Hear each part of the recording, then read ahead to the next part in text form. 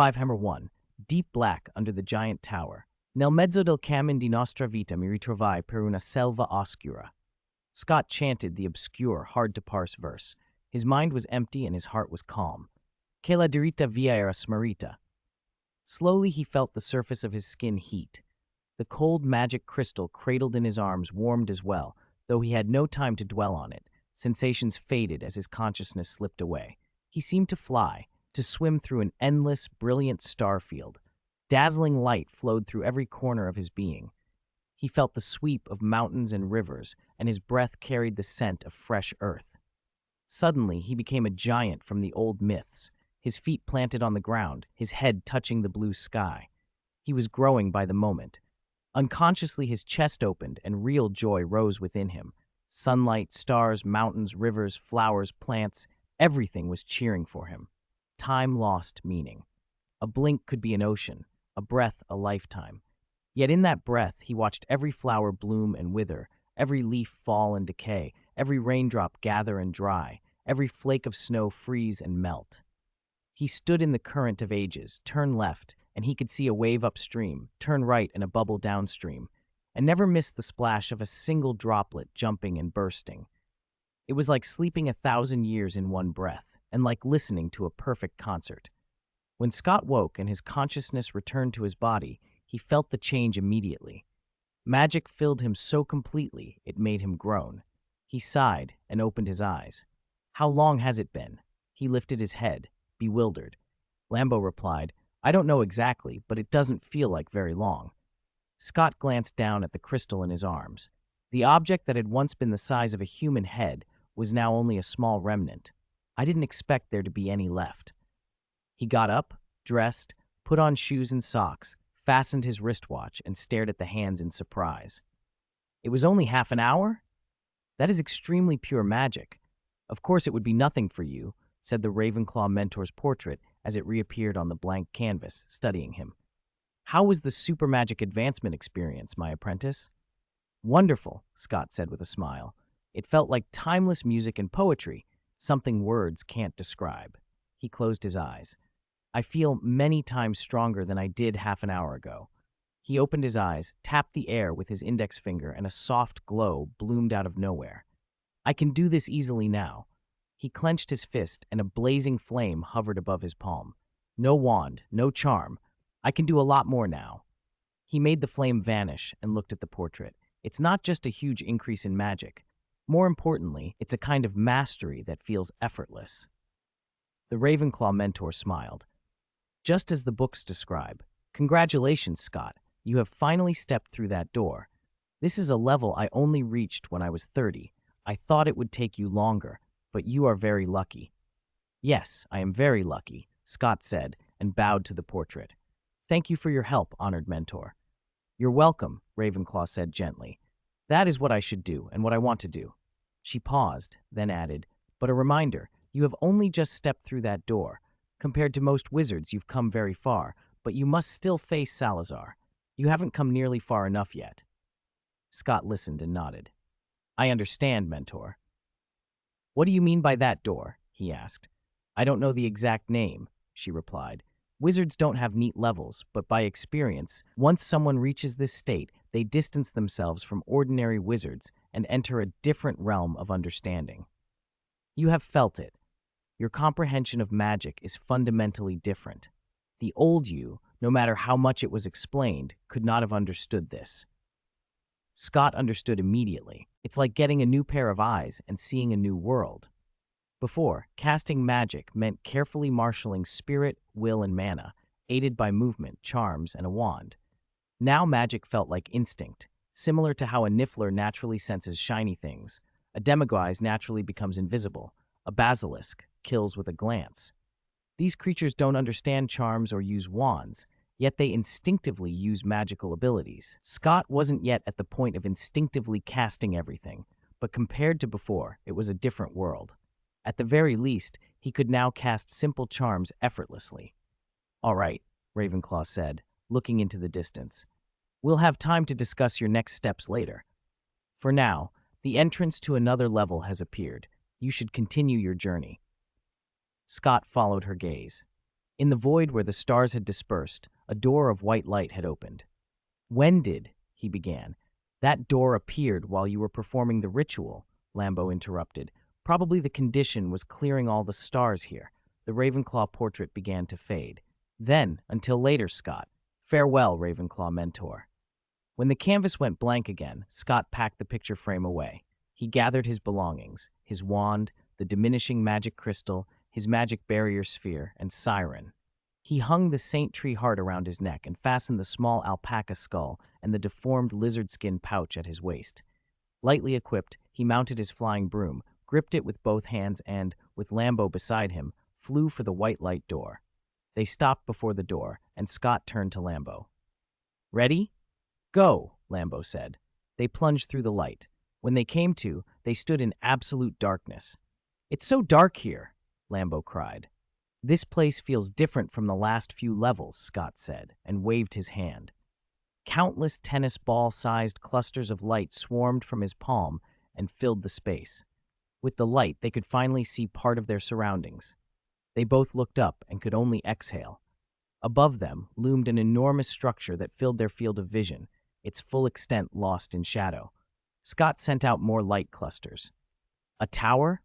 The thing above them was an enormous black tower made of some unknown substance, no visible masonry, no doors or windows, like a single mass of obsidian. Stranger still, it was conical, wider at the top and narrowing toward the bottom, an inverted tower. From what they could tell, the tower had 5 levels above them. "Were we inside it before?" Lambo exclaimed. "And now we've come out from the inside?" Scott looked down. The former spire plunged into a bottomless dark. "We need to examine it," he said.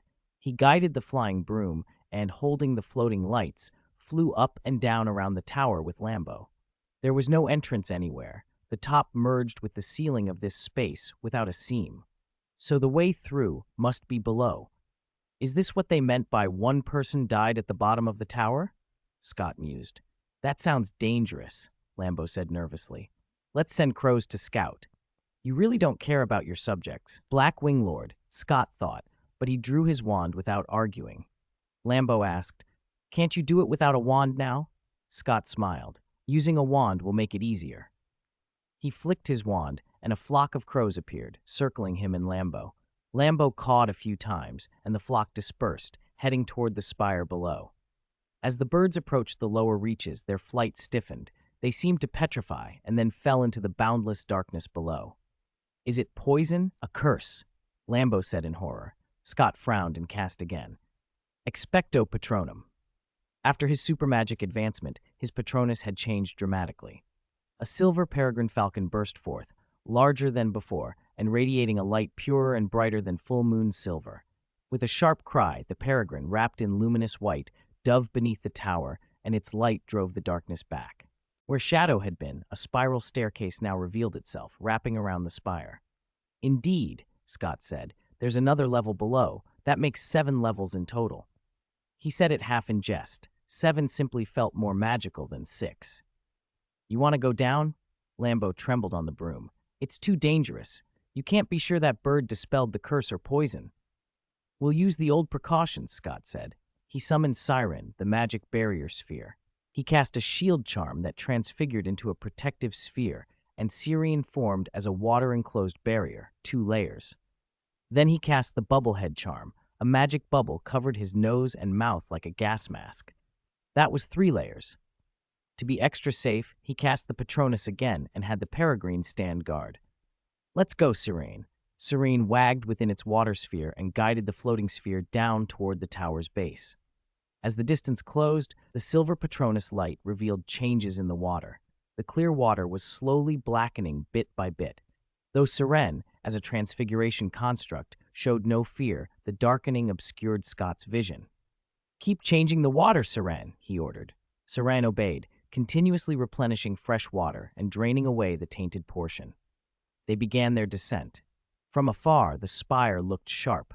Up close, it was a thick pillar 2 people could loop their arms around. Massive stone slabs spiraled down the pillar, forming a staircase that wound on and on. Round after round, they descended. The darkness beyond the lanterns of light swallowed everything else.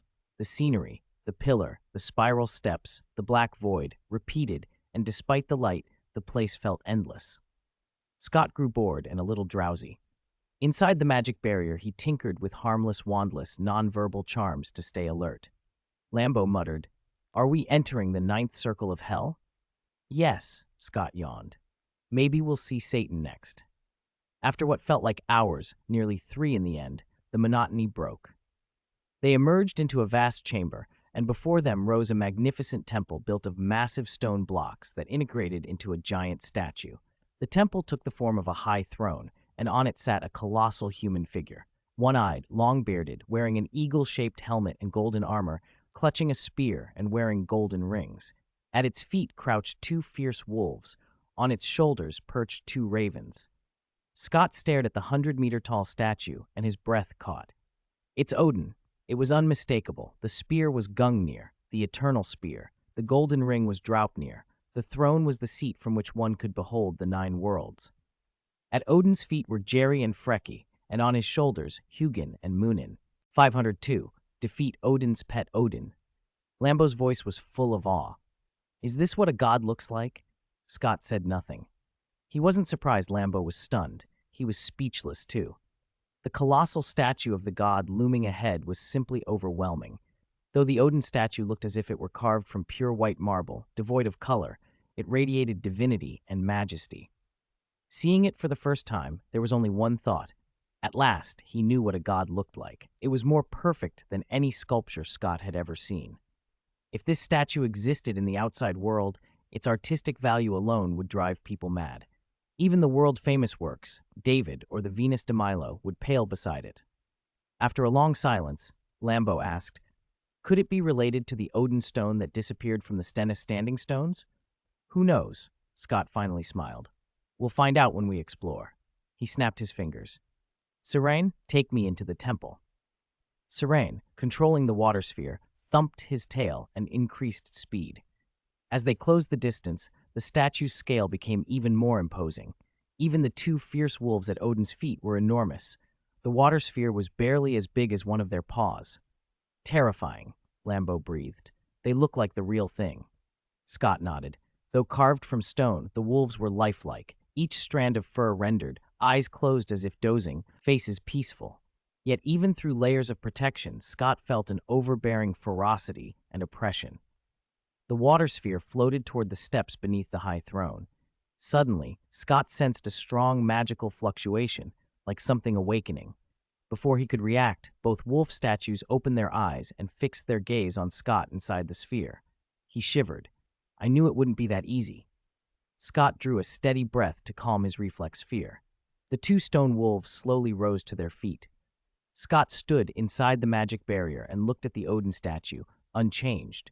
For now, it seemed he only had to deal with the wolves, Jerry and Freki, gluttony and voracity. He gripped his wand. He had Siren steer the water sphere back slowly. The wolves were silent, baring terrifying teeth. As Scott retreated, they stepped forward. Though made of rock, their paws landed soundlessly like living wolves. When he'd backed far enough, Scott withdrew the magic sphere and had Siren set him down. The moment he hit the ground, he released his other summoned beasts and raised his wand. Engorgement Charm. This was his first full-power charm since his super magic advancement. Even a simple engorgement produced startling results.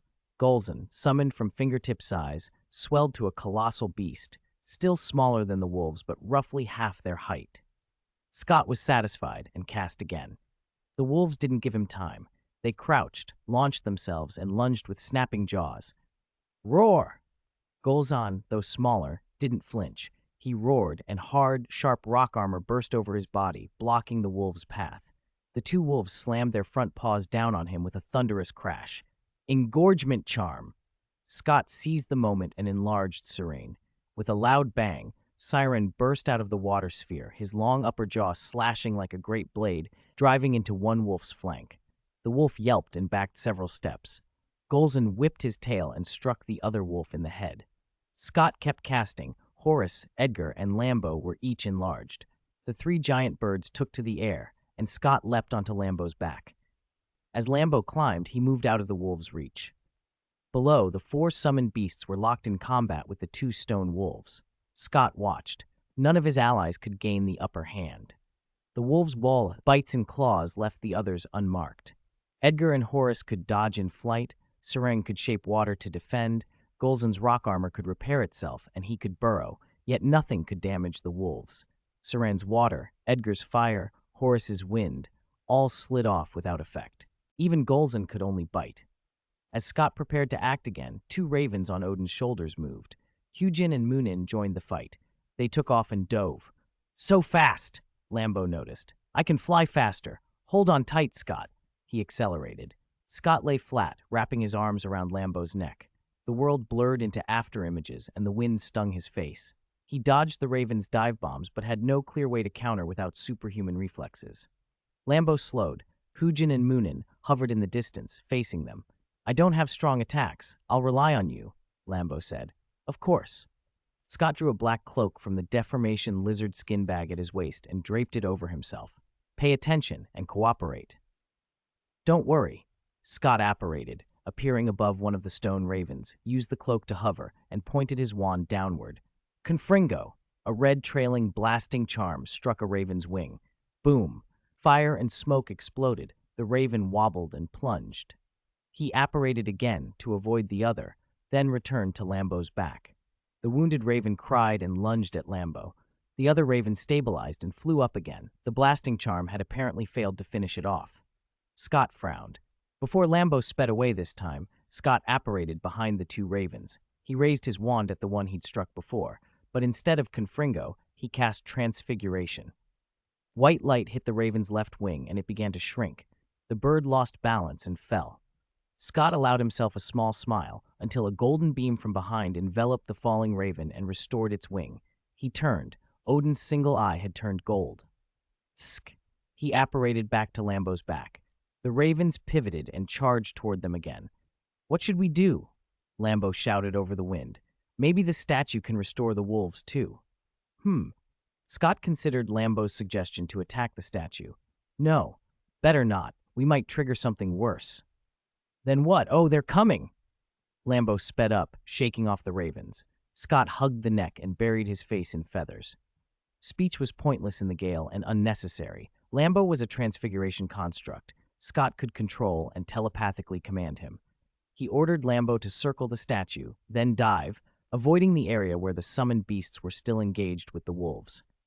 As they descended and slowed, Scott jumped clear, landing on one knee, eyes fixed on two giant ravens diving for him. "If we can't destroy them," he flipped his wand so the tip pointed down and pressed it to the stone. "Then bind them tight." Silver light seeped from the wand into the dark ground. In a single breath, Scott transfigured the stones for dozens of meters into the same titanium alloy Lambeau was made from. The metal formed countless giant chains that shot skyward, wrapping the diving ravens. The entangled birds crashed onto a sheet of titanium alloy and thrashed.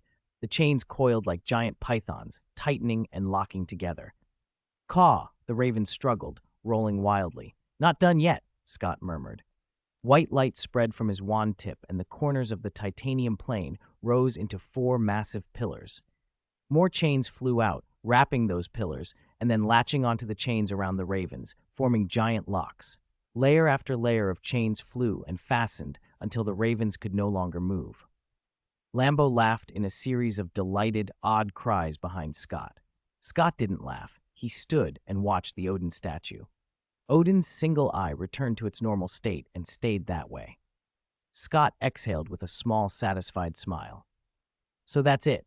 I think I found the right approach." "Congratulations, Scott," Lambeau chirped happily. "Now let's deal with those wolves." Scott turned. The 2 stone wolves were roaring and charging toward the ravens, clearly trying to rescue them, but the 4 summoned beasts kept them occupied.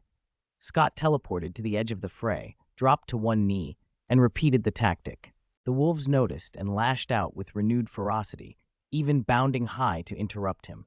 His summoned beasts collided with them directly to buy time. The ground went silver again. Thick chains rose and wove a net across the wolves' path as they tried to flee back toward the temple. Front to back, left to right, layer upon layer, chains wrapped their legs and bodies, tightening inch by inch. Scott raised 4 thick pillars, linked them with chains, and locked the wolves in place so they could not move. When he finished, he rose, feeling magic still buzzing through him. He smiled, pleased. Previously, he wouldn't have been able to perform such large-scale transfigurations so easily, let alone with reserves left. "Scott, you were right. The statue didn't save them," Lambo called from behind. Scott looked up at the statue. "I wonder if I've passed the test."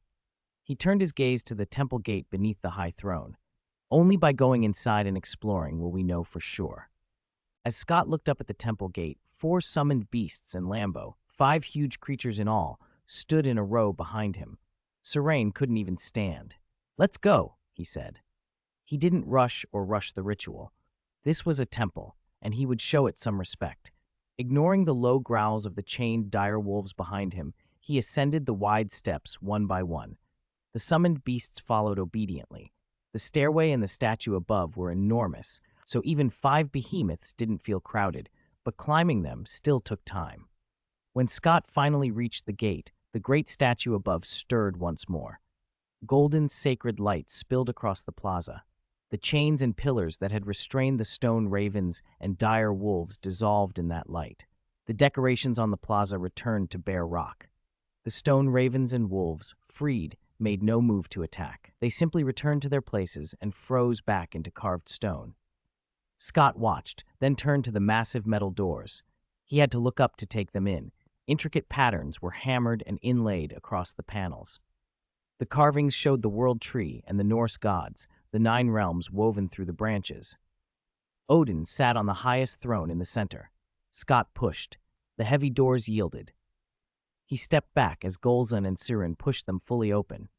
Flames roared to life along the great stone pillars inside, casting the temple in a fierce light. Scott's footsteps echoed as he walked across the empty hall. Deeper in, a sculpture caught his eye. Thick, gnarled branches and a god hanging upside down from the tree. It was the Hanged Man, the scene of Odin hanging himself from the world tree after drinking from the Well of Wisdom, 9 days and nights, to learn the origin of magic, the runes. He moved closer, taking in the temple. Unlike the ornate cathedrals of the Holy See, this Odinic temple was primitive and rugged, almost raw. Beneath the Hanged Man sculpture, he looked up at the god's closed eyes.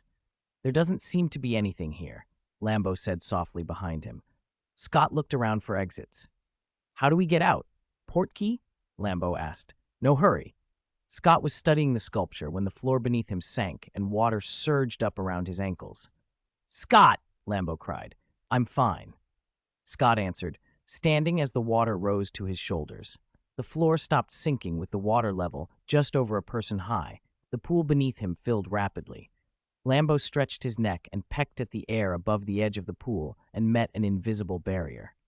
"I know, I sensed it," Scott said, then shut his eyes. The water brought a strange clarity, a sensation like wearing Ravenclaw's diadem. His thoughts seemed to accelerate. For a moment he wondered if this was the actual Well of Wisdom or some potion. He forced himself to think. No, it wasn't true acceleration. The curse that had clouded his mind had been purified. His thinking was simply returning to normal. He felt his fatigue drain away, his body flooded with energy and stamina. Relief rushed through him. When he opened his eyes, he inspected the dry stone above the pool. The wall facing him was covered in concentric circles of runes. This was the key to escaping, he knew, but the symbols weren't the same as the modern runes wizards used now. The earliest runes had different meanings and arrangements. Over the centuries, wizards had refined, inverted, and repurposed many signs. He could think of examples. A rune that modern wizards associated with thunder, or a number, could have once represented a beast in the old scripts. But the point was clear. These were elder runes, and they were unfamiliar. He tried apparating away and failed. He pointed his wand and cast charms at the shimmering barrier. They fizzled out uselessly. The trap was strong. Scott stopped fighting the barrier and examined the wall more carefully. Then he took out a small blank picture frame and summoned the Ravenclaw portrait. The mentor in the frame was surprised to see him trapped, but when he explained, she grew very interested. "Have you ever thought, my apprentice," she asked gently, "that so-called gods may have simply been extraordinarily powerful wizards?" Scott nodded. "I have." In antiquity, the division between magical and non-magical people wasn't so absolute. Powerful wizards would be revered as gods by ordinary people, their deeds passed into myth. Ravenclaw leaned forward, studying the circles of runes on the stone. In our era, we rarely see such primitive runic systems, she said. This is exceptionally valuable. I just need your help, Scott said, and together they began to analyze the stone. Lambo and the summoned beasts waited quietly at the rim of the pool. With Ravenclaw's guidance, Scott learned quickly. This is magic, she murmured. An ancient, superlative sort of magic. Is it real? Scott asked. It's unimaginable, Ravenclaw admitted. I've never seen energy at this level. If a wizard could reach this level, Scott realized he might be called a god. This is magic that opens worlds, Ravenclaw said slowly. She hesitated, then added, myths exaggerate, but the core here is a space-opening art. Opening space can be small or vast. The idea of entirely creating a world may be more romantic than practical, but this can definitely split space. Scott swallowed. The thought that gods might actually be wizards, or that wizards could become gods, unsettled him. Better, he decided, that magic like this remained humanly attainable rather than proof of some superhuman order. Ravenclaw encouraged him. Learn this, and you will get out. I understand. Scott looked at the runes again. The magic recorded on the wall had no incantations, no grand wand work. It was crude and direct, runic circuits, patterns of primitive sigils and raw input. Modern wands were made for precision. This art required massive, blunt flows of power. The difficulty was off the charts. Where a modern circle might use a dozen repeated runes, this wall held over 100 distinct signs in one matrix. He had to recreate the runic sequence and then input the power, but his wand might not tolerate such rough output. Tell Dumbledore I may miss the third round, Scott said, suddenly anxious. I might not get out in time. Ravenclaw smiled. I have relayed the message to the portraits in the headmaster's office. They can pass it on. You can't stay here too long, Lambo warned. You'll starve. I know. Scott checked his supplies. He took off his waterlogged cloak, charmed it into an inflatable bed, and used a drying charm on his clothes. From his belt, he took a deformed lizard skin bag and counted rations. If I ration carefully, this will last 5 days, he said. So I have 5 days to learn this magic. 5 days is enough, Ravenclaw in the painting said. If it were me, I could learn the basics in 2 days. You should manage it.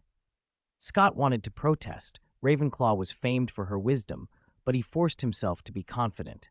All right, I can do it. I can still make the third round on the 24th. Then let us begin, Ravenclaw said.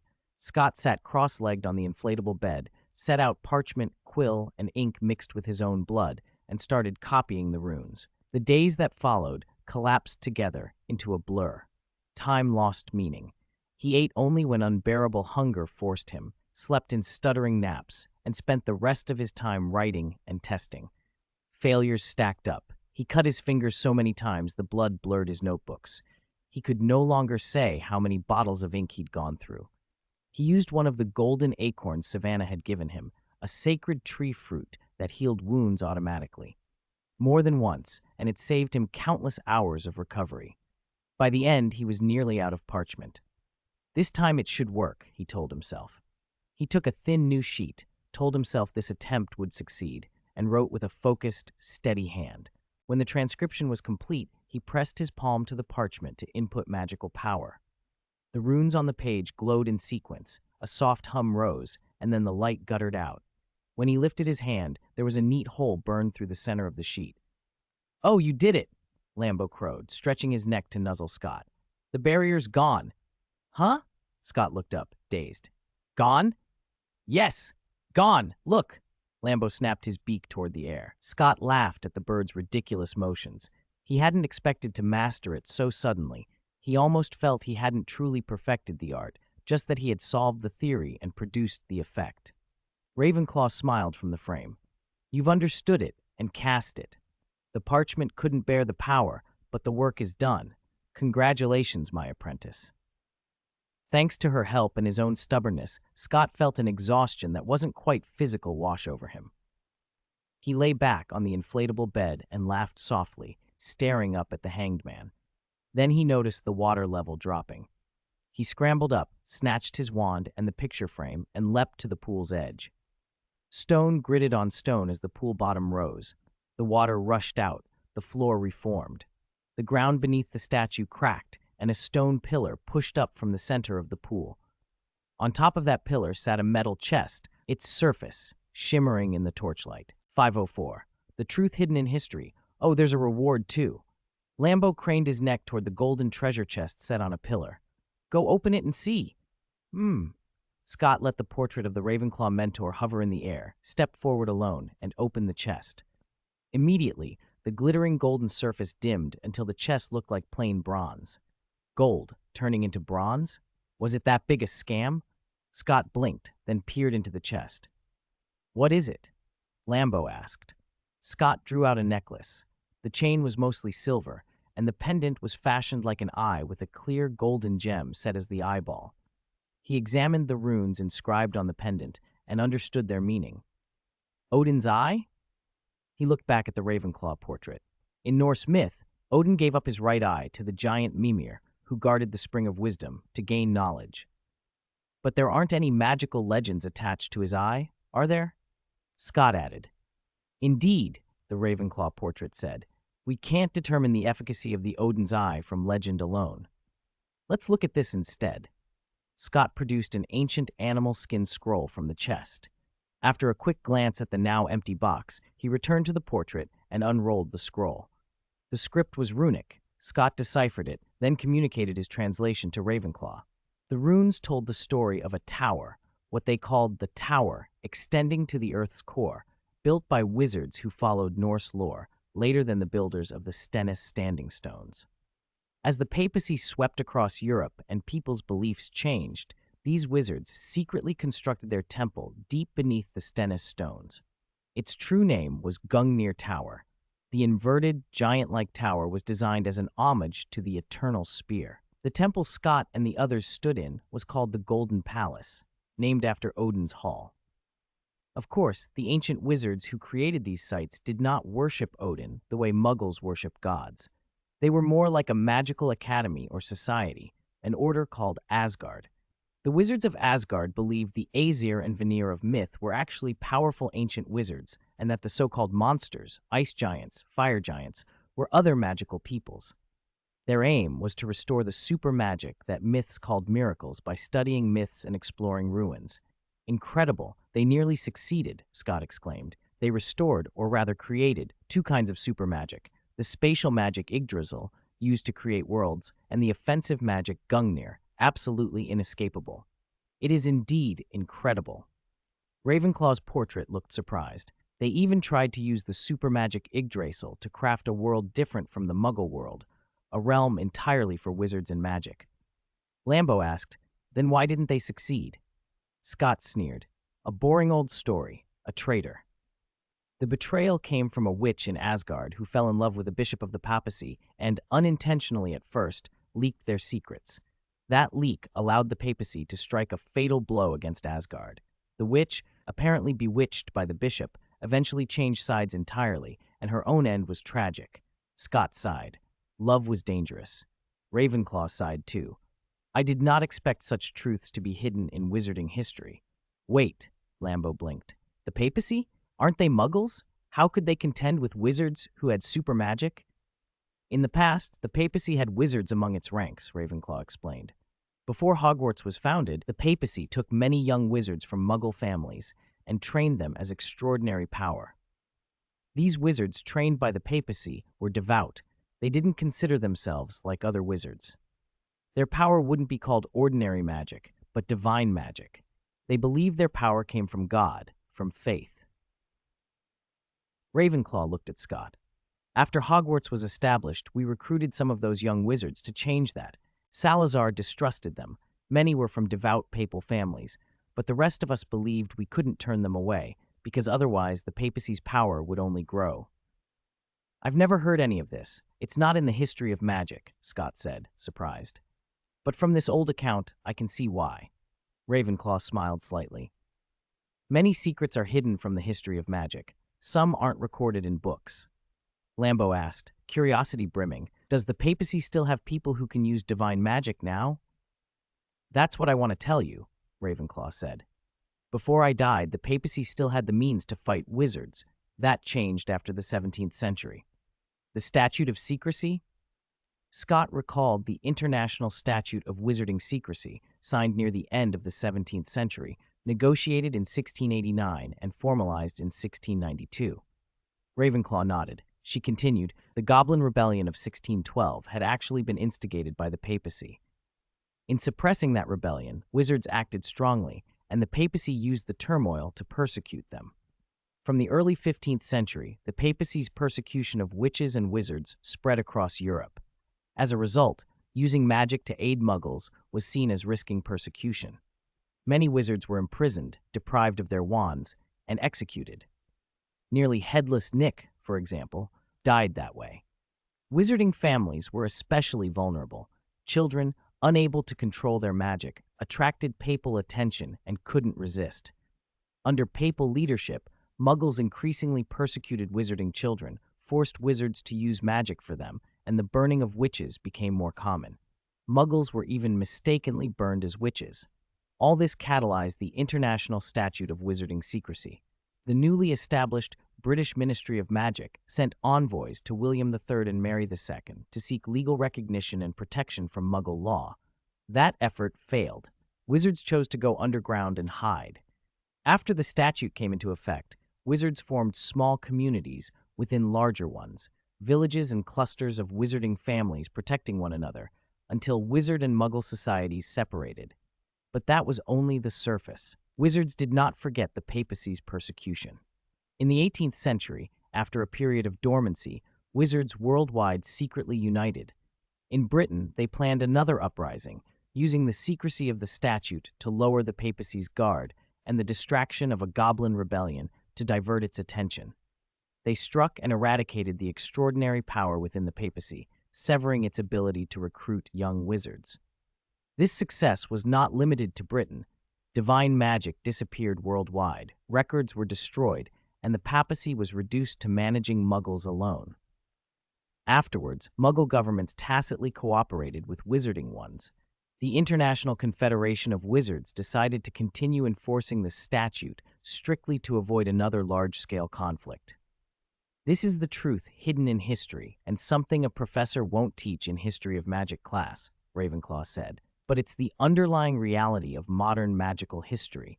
It's why the political landscape of the British magical world looks the way it does, why the concept of the Sacred 28 is so entrenched, why certain families are treated specially. Many of them played crucial roles in the fight against the papacy.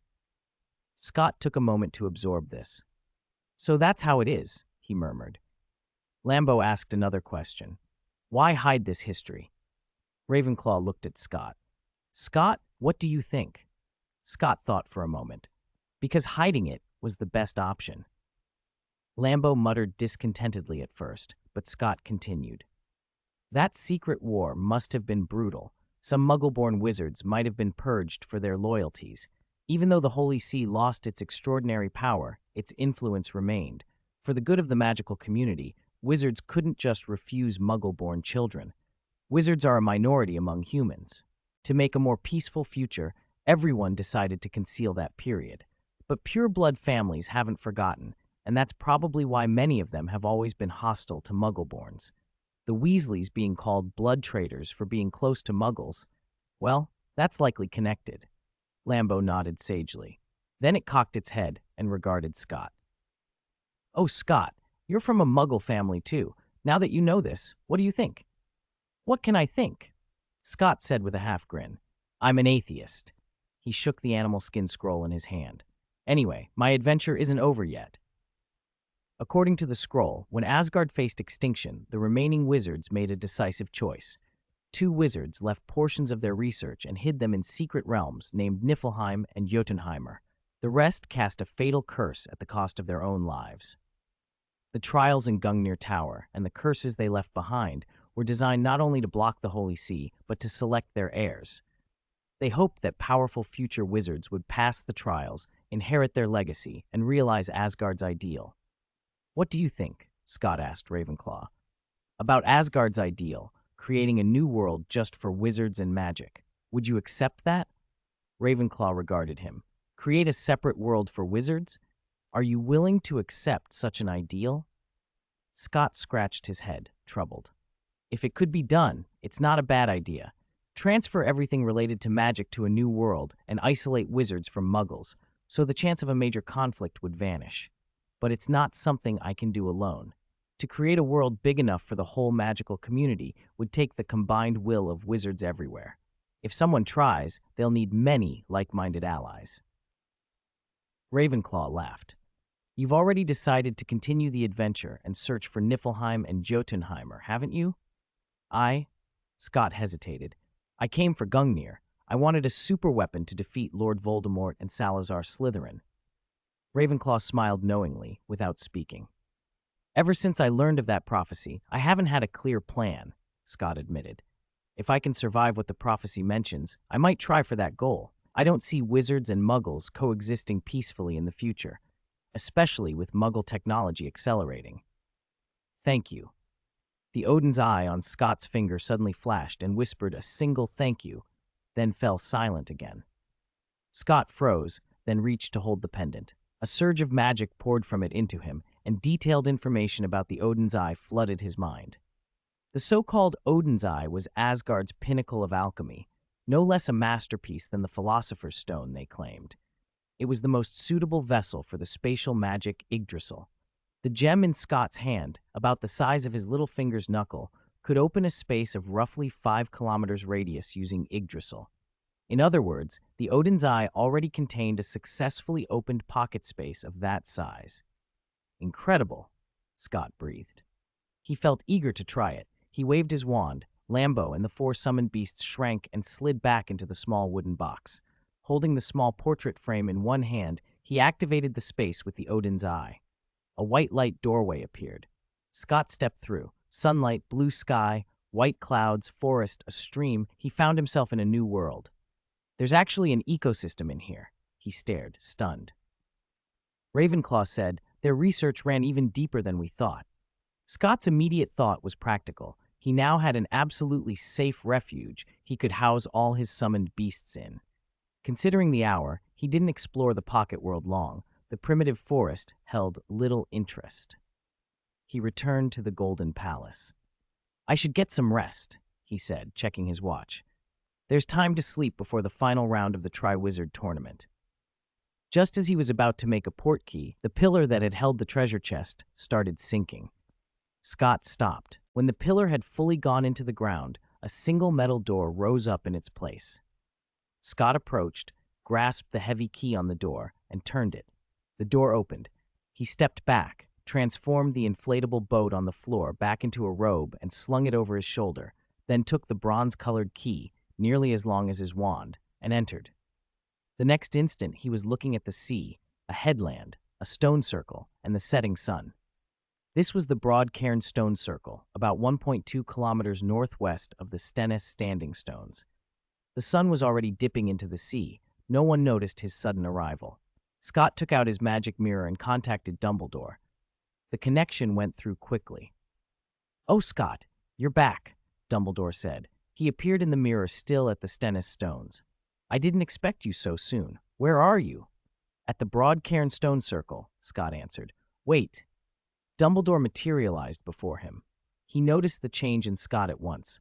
"You seem to have gained a great deal from this adventure." "Yes, Professor." Scott began to tell everything, but Dumbledore raised a hand to gently stop him. "No need to rush, Scott," he smiled. "You look utterly exhausted. You should rest." "Oh." At the reminder, the excitement drained away and a wave of fatigue hit Scott. "You're right. I need sleep." He paused.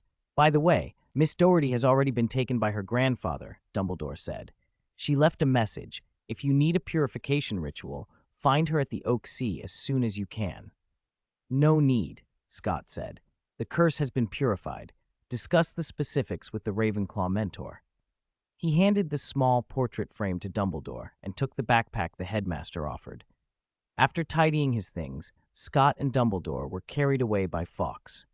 They returned to the Hogwarts Tower that stood on the lawn outside Beauxbatons in France.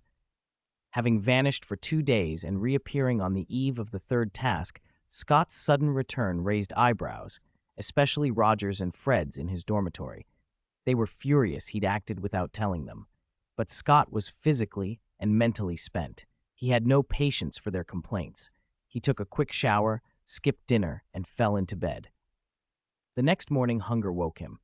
"Oh, look, our champion is up. I'll make breakfast," Fred called as Scott sat up, mocking him.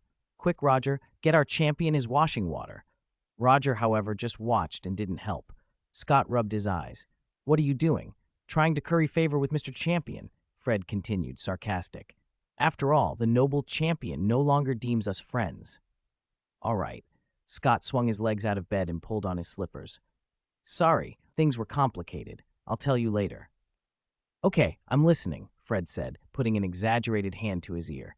"Not now," Scott replied, changing out of his pajamas. "Let's talk after the Tri-Wizard tournament." Fred snorted. "Ha! You know what? I've decided to cheer for Crumb and Fleur today." After breakfast, Scott and the others left the Hogwarts Tower together. "Good morning." Lucio stood outside the tower and waved. "Today I'll be leading you to the competition venue again."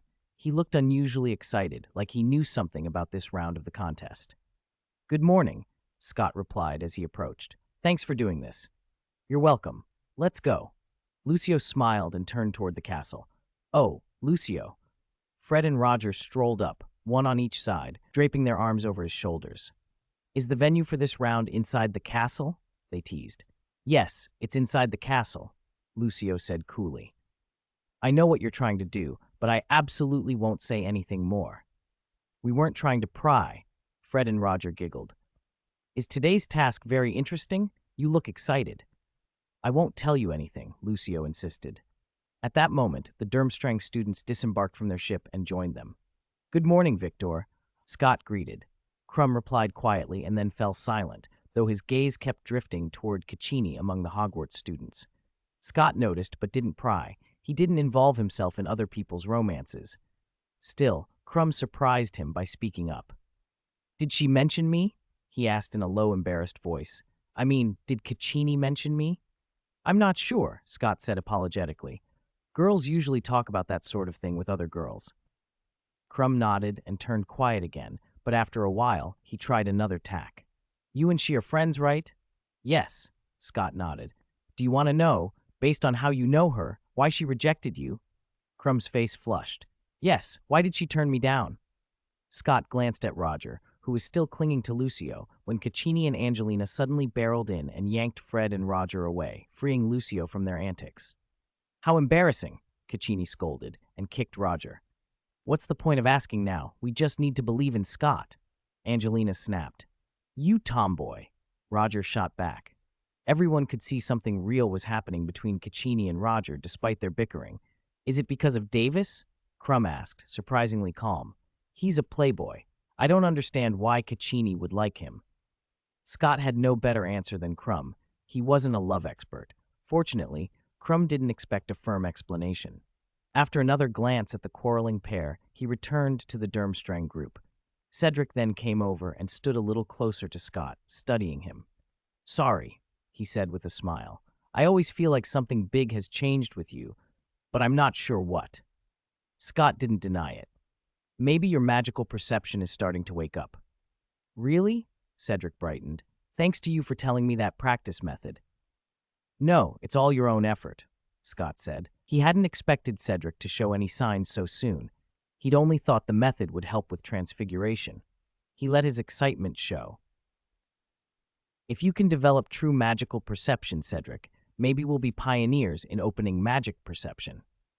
They passed the fountain plaza in front of the castle, climbed the steps, and entered the interior. Lucio and another Beauxbaton student led them down several corridors into the castle's basement. At last they reached a vast, tall underground hall supported by towering pillars.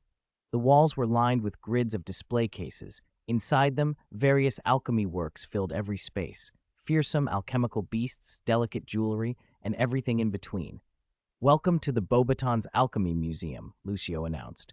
"Displayed here are the most outstanding alchemy works by Beauxbaton's wizards throughout history." Everyone's attention went up to the hall's ceiling. This room lay directly beneath the fountain plaza. The ceiling was transparent, and through it they could see the shimmering water and the statues of Mr. and Mrs. Flamel in the fountain. Sunlight filtered down through the water, scattering bright patterns across the museum. "Except for Scott, everyone else can go up to the audience seating," Lucio said, motioning for the others to take their places in the arranged seats. "Go on, Scott. This champion is yours." Scott's companions voiced their encouragement and moved into the hall. "Wait, Fred." Scott handed a small magic mirror to Fred. "Don't forget your job." "Oh," Fred took the mirror and grinned. "First, I should warn you, I won't give you too much screen time." Scott waved off the mock arrogance. "Hurry up. Go, Crumb. You're the champion in our hearts." The Durmstrang students began to chant as they, too, gathered at the door to cheer. Lucio led Scott around to a small black door on the far side of the corridor. "This is the Champions Lounge. Get in and get ready. Good luck." He smiled and left. Scott pushed open the door and entered, with Crumb following. Inside, the lounge was comfortably large. A second door on the far wall led out to the main hall. Fleur was already sitting on a sofa. "Scott, Crumb, you're here," she said. "Good morning, Fleur." They both answered and took seats. The three of them fell silent.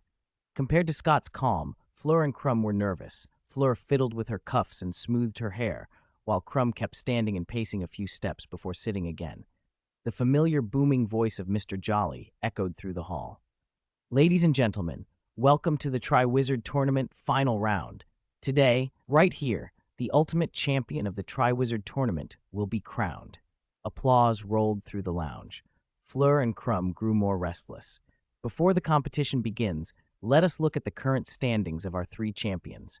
Bring forth the scoreboard." The current leader is the Hogwarts champion, Scott Trollope, with a total of 94 points from the first 2 rounds. Mr. Jolly announced. Second place, the Beauxbaton champion, Fleur Delacour, with 89 points, he continued. Third, the Durmstrang champion, Victor Krum, with 85 points. Of course, these are only the current rankings, he hastened to add, fanning out his hands. The trailing champions still have a chance. Everything will be decided only after today's competition, when the totals from all 3 rounds are combined. With his words, the crowd's cheers swelled. Now, let's welcome our 3 champions. The lounge door opened, and the applause grew louder. Scott and the others rose and walked into the hall through that door. Their entrance was met by a thunder of approval. Mr. Jolly, hoarse from shouting, urged them on. "Please take your positions." Scott found the marked places on the floor, 3 shining names, and moved to his spot. He scanned the audience, found the Hogwarts delegation, then looked up to the judges' table. Dumbledore caught his eye and gave him a small approving nod. "All right," Mr. Jolly said behind the judges, drawing attention. "I am honored to announce the event for today's competition. Oh, forgive me, I'm simply too excited." He paused for suspense, drawing a chorus of boos. He went on, voice booming. "This competition comes from the greatest alchemist in Beauxbaton's history, Nicholas Flamel. These are challenges personally created by Master Flamel during his lifetime." Scott and Krum exchanged surprised looks. Fleur sounded irritated. "I've never been there. I've never even heard of it," she said. Mr. Jolly continued, confirming her ignorance. "Because the challenges are so difficult, only Beauxbaton's professors have dared attempt Master Flamel's alchemy trials for a long time. Of course, to Master Flamel, professors were still his students. This is the first time he's truly opened them to students. Thanks to Beauxbaton's generosity and Madame Maxime, these trials are part of a perfect Triwizard tournament." Questions and protests rose from the Durmstrang delegation. "What are you saying? It's unfair because Krum doesn't know alchemy." "Oh, don't worry," Mr. Jolly said loudly. "The competition is fair. Our alchemists have specially adjusted the challenges. The contest does not require knowledge of alchemy. Through wondrous alchemy, the challenges will be presented for everyone to see. Look forward to it." Then he waved his wand and sent a cascade of golden sparks into the air. "I announce the competition open." As he spoke, the display grids along the walls began to shift like a living puzzle. Panels slid left and right, up and down, until a door formed in front of each champion. Scott drew his wand and pushed open the door to find a long white corridor beyond, completely empty. He took 2 steps forward, and the door slammed shut behind him automatically. Magic perception, activate. A A smile spread across Scott's face. After his super magic advancement, his magic perception had expanded further. This challenge was practically non-existent to him. He could sense everything ahead and could pass through without triggering any mechanisms. But he didn't want to appear as if he'd known all the answers in advance. That would invite controversy. So instead of sneaking through, he chose a different approach. Overwhelm the challenge with sheer force. He strode forward, wand in hand. Protego! A spherical shield formed around him and moved with him as he walked. Beams of colored light shot at him from various directions. Bang, bang, bang! But the spells struck the shield and made no dent. Scott paid them no mind and pushed on, arriving at a circular stone chamber. As his feet touched the chamber floor, the bare walls seemed to come alive. Bumps rose and elongated into enormous hands. First palms, then wrists, then arms. Countless massive limbs poured out of the walls, some with fists clenched, others with open palms, attacking from every direction. Scott stood in the circular stone chamber as countless massive, pure white arms sprang from the walls and crisscrossed toward him from every direction, a terrifying sea of limbs with almost no blind spots. He raised a hand and split the spherical shield charm around him so it protected only his sides and back. Then he thrust his wand forward. Defindo. A bright pink blade of light shot from the tip of his wand.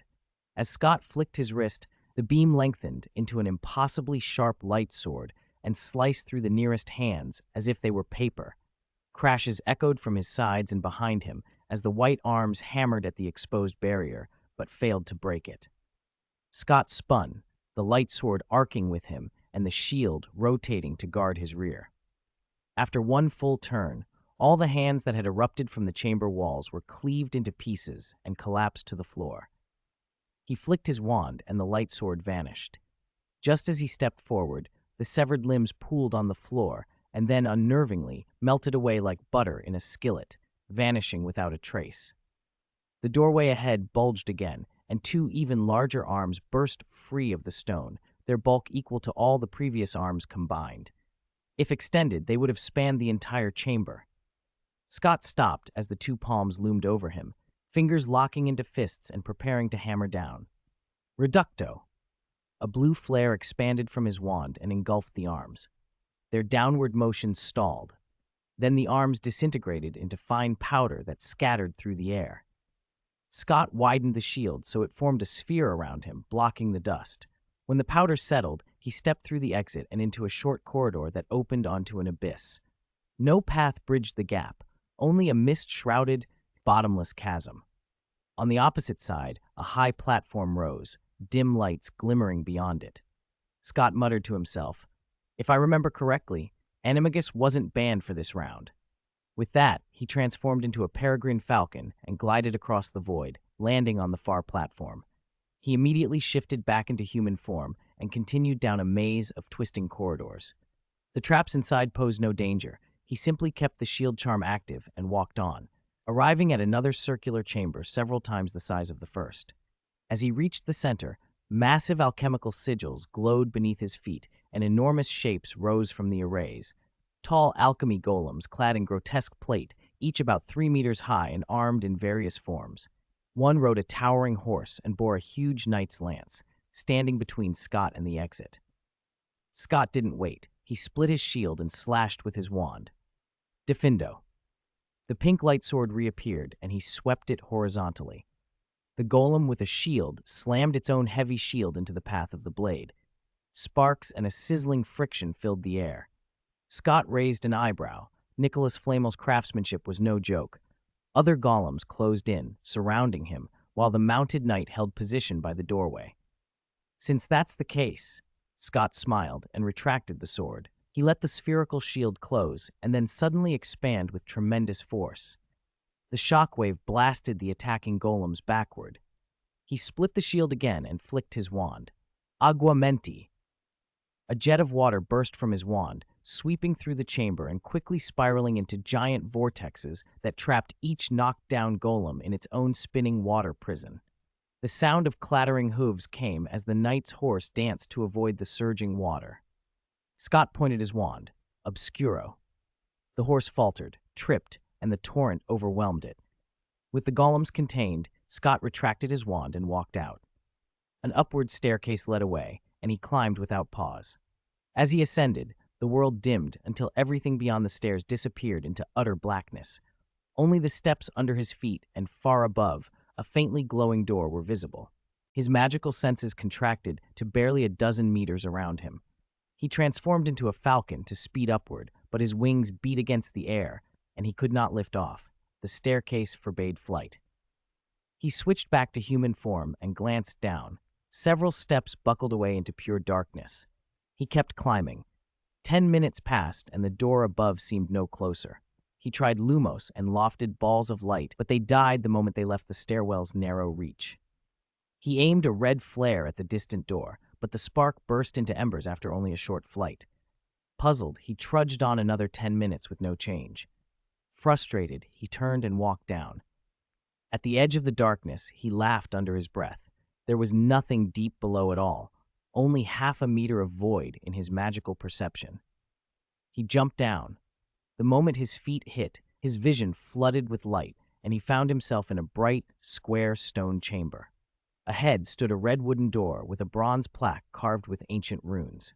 Scott stepped forward and translated the inscription at once. Shining dreams are always so out of reach. Blindly chasing them will not bring us closer. Stop and look behind you. Perhaps there will be unexpected gains. As he read the last line, a copper lock clicked, and the door swung open. Inside sprawled a labyrinth of whirring machinery, countless strange devices operating in low, steady hums. They seemed almost alive, their interconnected parts moving and growing limbs to climb and adjust without any hands guiding them. Scott threaded through the gears, climbed cold red ladders, slithered over giant pipes, and past rows of towering bookshelves until he arrived at a cozy sitting room.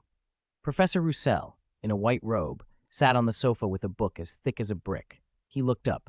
"You're here. You're the first." "Hello, Professor Roussel," Scott said, stepping onto the soft carpet. "Is this the end?" Scott asked. Roussel nodded. "Yes, the trial ends here. The judges will score your performance." "How do I get out? No need to hurry," Roussel smiled. "You may stay here and move freely until the last contender arrives. Consider it your reward." "Reward?" Scott glanced at the shelves and at a door marked Flammel Alchemy Laboratory. "So I can read any of these books? Visit Nicholas Flamel's lab?" "Exactly," Roussel replied. "But you may not take anything with you." "Thank you, I understand." Scott's eyes scanned the dizzying assortment of volumes. After a moment, he asked, "Do you have any recommendations?" "Enter the lab," Roussel said. "You don't have much time. You won't be able to thoroughly read these books while you wait." Scott took the advice and pushed open the large door labeled Flammel Alchemy Laboratory. The door closed behind him. The lab was dominated by unfamiliar machines linked to the ones he had seen outside, all humming and releasing colored lights and gases. At the center sat a huge workbench strewn with vessels and stone slabs incised with alchemical arrays. A cyberpunk-style control panel crowded one side. On a storage shelf, his eye caught a glint of red, a stone set on a high shelf, glowing faintly. His pulse quickened. The Philosopher's Stone? Scott had once used a disposable stone and could recognize the real thing. His imagination ran. Immortality, an endless army of summoned beasts, power without limit. He stepped forward and accidentally bumped the workbench. Instantly, his instincts screamed. Occlumency, full power. Magical perception, fully online. Like a bucket of cold water, his training doused the dangerous fantasies. The red stone in his perception was not a philosopher's stone, but a high magic gem designed to look like one. Professor Roussel hadn't been entirely truthful.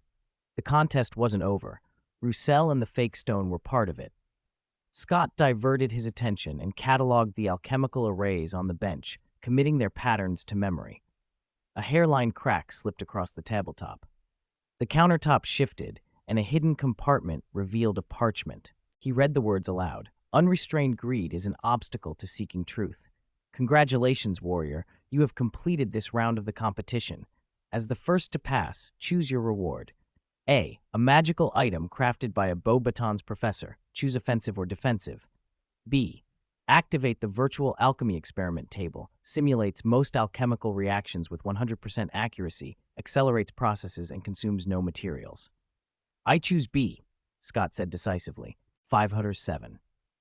Leaving Beauxbatons, as Scott made his choice, the writing on the parchment faded, and 2 new lines of text appeared. Selection complete. Virtual alchemy workbench. Activated. Click, click. With a mechanical whir, the enormous workbench in front of Scott split into sections and twisted like a Rubik's Cube. In moments it reassembled and reappeared before him. The surface had changed from reddish-brown to pure black, and all the vessels and slates that had been there were gone.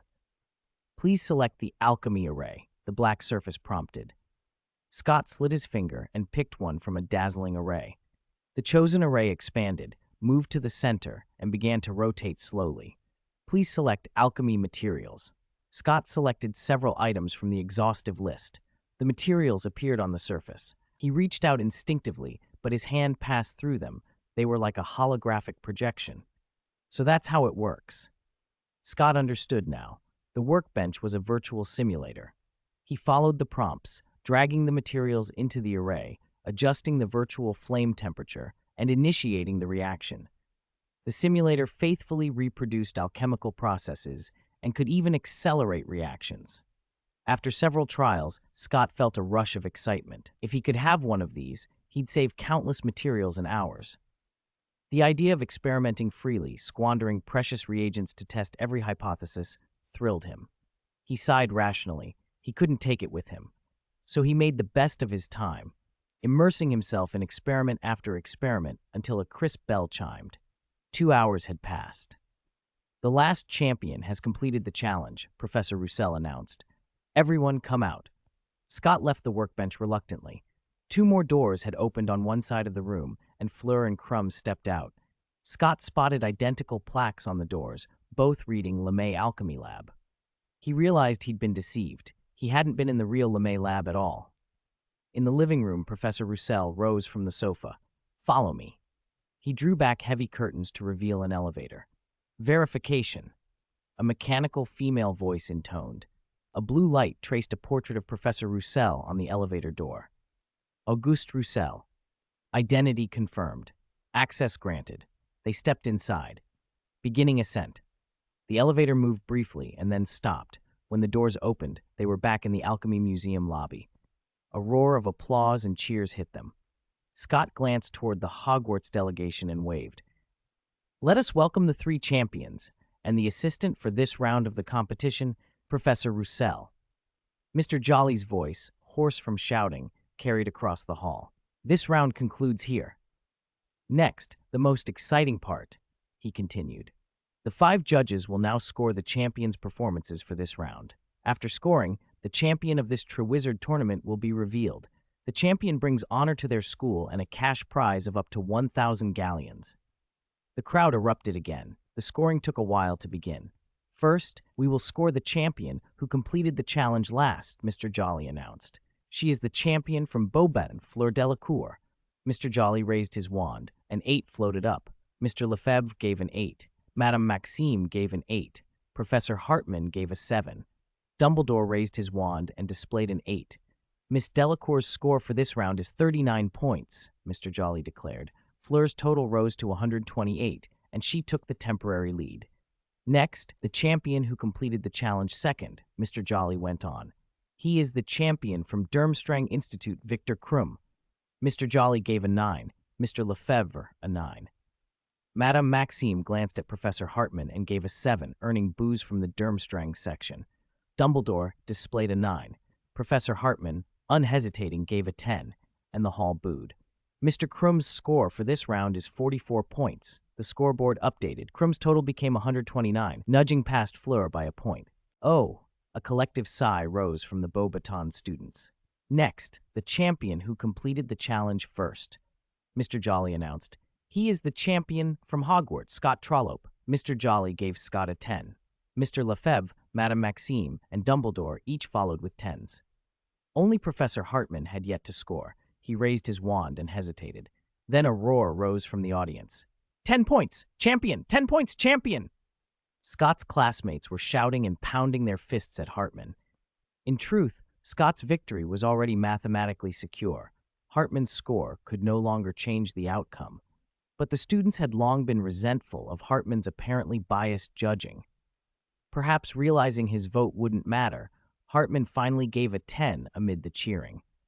Congratulations! Mr. Jolly led the applause. Mr. Trollope achieves a perfect 50 points for this round.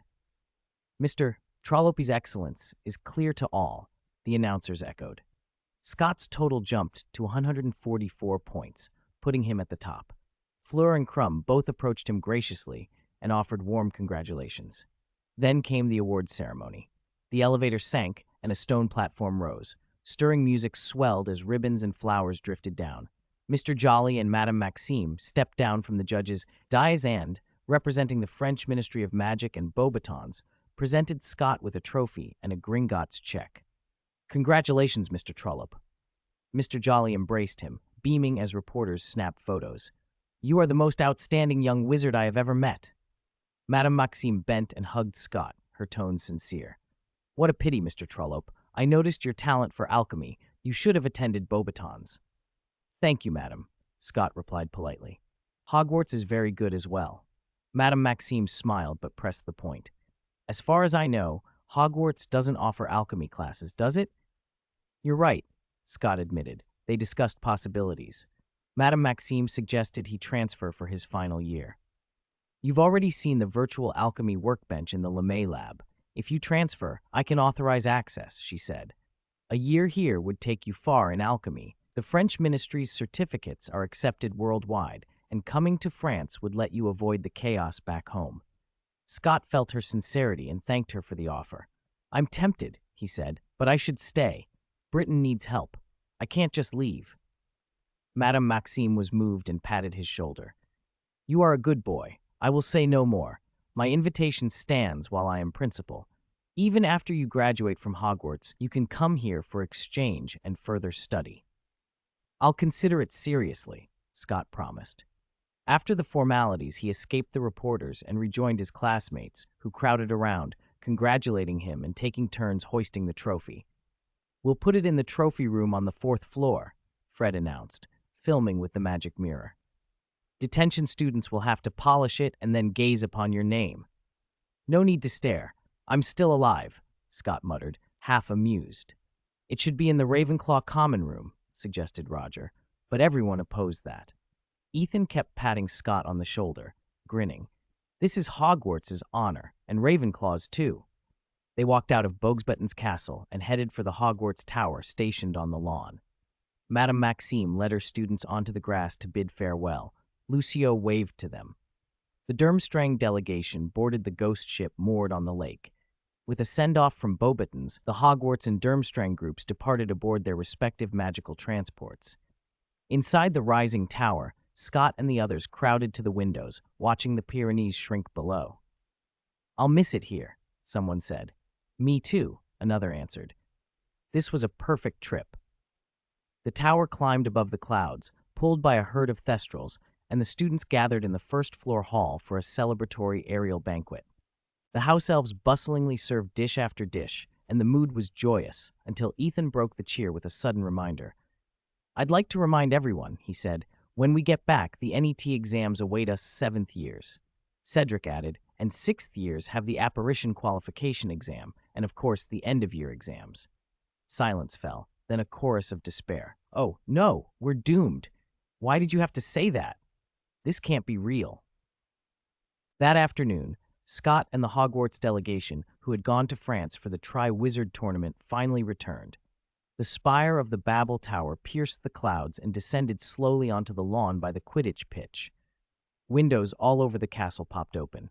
Lessons were forgotten as students crowded to the sills and leaned out. They're back. The champion's back. Oh, how are you? Faces and hands waved. When Scott and the others emerged from the Babel Tower's doors with Dumbledore leading them out, cheers rolled across the grounds. Professors must have dismissed classes. Within moments, the entire student body poured out onto the lawn. Go, Scott! Dumbledore patted his shoulder. Take your applause. Don't forget this.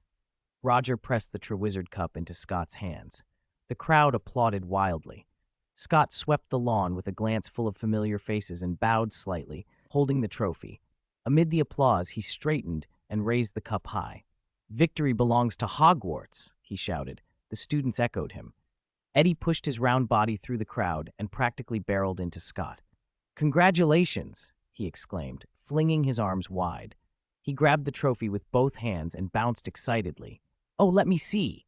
Don't hog it!" someone shouted, and the cup was quickly tugged away. Students jostled to hold it for a moment. Eddie couldn't get back into the crush, so he leaned towards Scott and whispered, "I've got good news for you, Scott." Scott raised an eyebrow. Eddie lowered his voice conspiratorially. "Triwizard merchandise is flying off the shelves. We made a fortune thanks to you winning, and we can make even more." "I can't believe it," Milton said, coming up with a shaken smile. "We all saw the live broadcast of the tasks. We couldn't believe how powerful you've become." "I knew it would be you, Scott," someone else added. Luna drifted over and offered her thanks. Scott winked at her. "The gift you gave me helped, especially the alpaca skull." "Oh," Luna nodded, satisfied. "So your adventure went well?" "Yes, thrilling, mostly safe." Scott smiled. Luna brightened. More classmates gathered, all wanting a moment to congratulate or chat. The rest of the Hogwarts delegation had been away for more than half a year. Reunions after long separations were loud and joyful, full of laughter. Dumbledore waved his wand and had the Babel Tower rise and settle back onto the roof of the Great Hall. He announced a celebratory feast that evening, setting off another round of cheers. After a while, Scott excused himself from the crowd and walked to Professor Flitwick, who beamed at him. "As a Ravenclaw, I hope I did well," Scott said with a smile. "Of course, you were wonderful, Scott," Flitwick cried. That night, Hogwarts glittered like a festival. After dinner, Scott and his roommates headed back to Ravenclaw Tower when the Weasley twins barreled up and blocked their way. "Oh, Scott!" Fred leaned lazily against a corridor pillar, the picture of mischief. "Don't forget, you still owe us an explanation." George peered at him. "Fred says you vanished for days and came back way stronger. How did that happen?" Scott smiled helplessly. "You two haven't seen each other in ages. Aren't you supposed to catch up?" Fred and George exchanged looks and pulled exaggerated vomit faces. Roger swung an arm around Scott's shoulders. "Fred and George are right. You promised you'd tell us." All right, all right." Scott raised his hands in surrender. He had hidden things from his friends before out of fear of bringing them into danger. Now he felt less need to keep secrets, partly because he'd grown stronger after his super magic advancement, and partly because Medea's slumber had been disrupted by him and Dumbledore. Medea was busy dealing with the curse Voldemort had left her and unlikely to cause trouble for a while. "Let's find somewhere quiet," Scott said, and motioned them along. They made their way to the pier on the Black Lake under the cliff by the Great Hall. Scott tapped his wand and enlarged a small boat tied to the dock, stepped inside, and waved again. Several oars sprouted from the gunwales and began rowing automatically. The boat drifted out onto the dark water as Scott began to speak. "Where to begin?" He paused and gathered his thoughts. "It starts with Professor Trelawney's prophecy." He told them everything. What had happened in the tournament, the dangers they had faced, the Asgard School and its ideals. By the time he finished, the night had grown deeper, and the boat cut a slow, silver line across the lake. For a while, the others sat in heavy silence. "What's wrong with all of you?" Scott said lightly, trying to break the mood. "I've finished. Satisfied?" "I'm sorry, Scott. I had no idea." Milton's voice trembled. Tears glinted on his lashes. "You must have been under so much pressure. Compared to what you all deal with." Scott started, but Milton interrupted.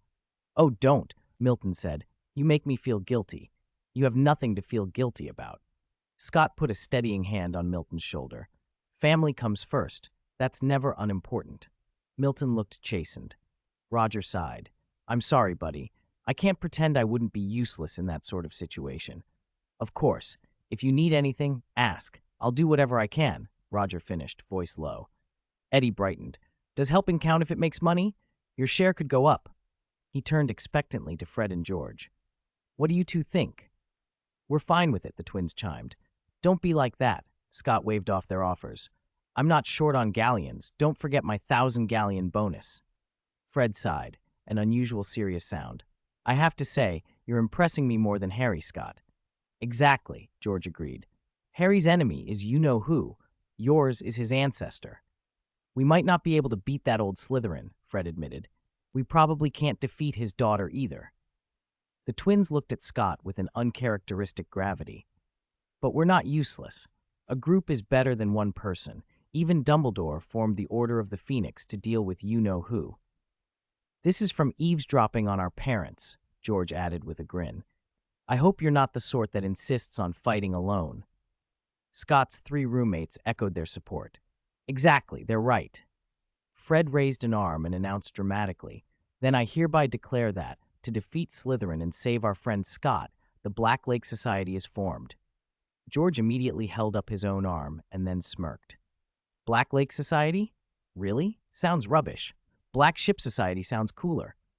Huh? How is Black Ship better? Then Monkey Slayer. That's worse, they argued, wrestling on the rocking boat. Roger and Eddie chimed in with alternatives. Eagle Society?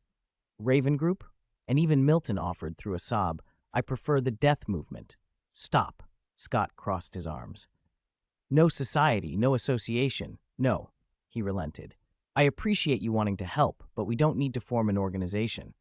Fred and George pouted. Having a name makes us look cooler, Fred protested. I have a feeling our group will be bigger than the Order of the Phoenix. So we'll be 10,000 times better than the Death Eaters, George crowed. Their 3 roommates all looked at Scott with earnest, expectant faces. He covered his forehead with his hand, and the Odin's Eye pendant at his chest swung. He caught it and froze as memories of the Asgard school flashed through his head, their ultimate ideal. I want to ask you something, he said, looking seriously at his friends. I've told you what happened and about the Asgard school. What do you think of their ultimate ideal?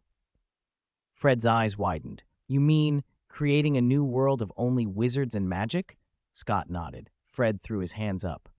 Cool. Is that the organization's goal? George stroked his chin. That is so much cooler than just wanting to get rid of the old Slytherin. Scott looked at them helplessly. All right, he said, and then watched them grow a little more serious. Do you really want a world like that? I don't know how to explain it, Fred said, but I wouldn't mind a wizard world. Me too, George agreed. No statute of secrecy, no hiding. Scott turned to Roger. Roger hesitated, then said, even if it's possible, there could be both good and bad. How so? Scott asked. Eddie jumped in with the obvious positives. Wizards wouldn't have to live in secret. It could prevent large-scale conflicts between wizards and muggles. Roger nodded. And freed from Muggle influence, wizards could develop a distinctive magical civilization. Milton had wiped his face and was thinking hard. But if wizards separated completely, we'd understand Muggles even less. Wizards from different cultures and philosophies gathering together might clash. And what about Muggle-born witches and wizards? How would their families fit in? Those are serious problems. Fred, ever the optimist, waved them off. Still, the advantages outweigh the risks.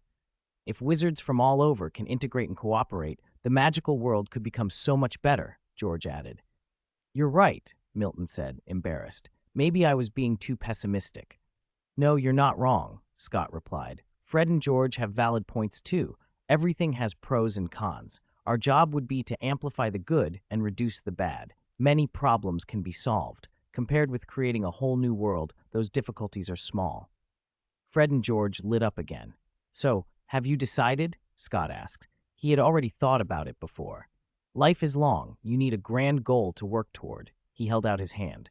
Join me? Count me in. Fred slapped his hand onto Scott's. George followed. Roger and Eddie reached in. Milton hesitated a moment. Scott caught his eye and smiled. I know you plan to study music in Vienna, Scott said gently. This doesn't have to conflict with it. Creating a new world is an ideal and a long-term goal. Maybe a lifetime's work. Don't ever feel pressured. Do what you want to do. I'll join, Milton said at last and placed his hand atop the others. My magic isn't strong. I might not be much help, but I'm willing to work for that beautiful ideal. Good, Scott smiled. 6 boys, 6 hands together. For a moment, each of them smiled solemnly, eyes bright with purpose. Fred, impatient, asked, So what's the name? Scott thought for a moment. In the Old Testament, Genesis tells of humans building a tower that would reach heaven. To thwart them, God made humans speak different languages, so they could no longer understand one another. The plan failed, and humanity was scattered. Of course, it's just a story, Scott continued. But our goal is to create a new world for wizards and magic. To do that, we must unite wizards everywhere. Let's name it for that towering symbol of unity from the story, he said. He smiled and finished. Babel Tower, 509. Handing over the future to the young.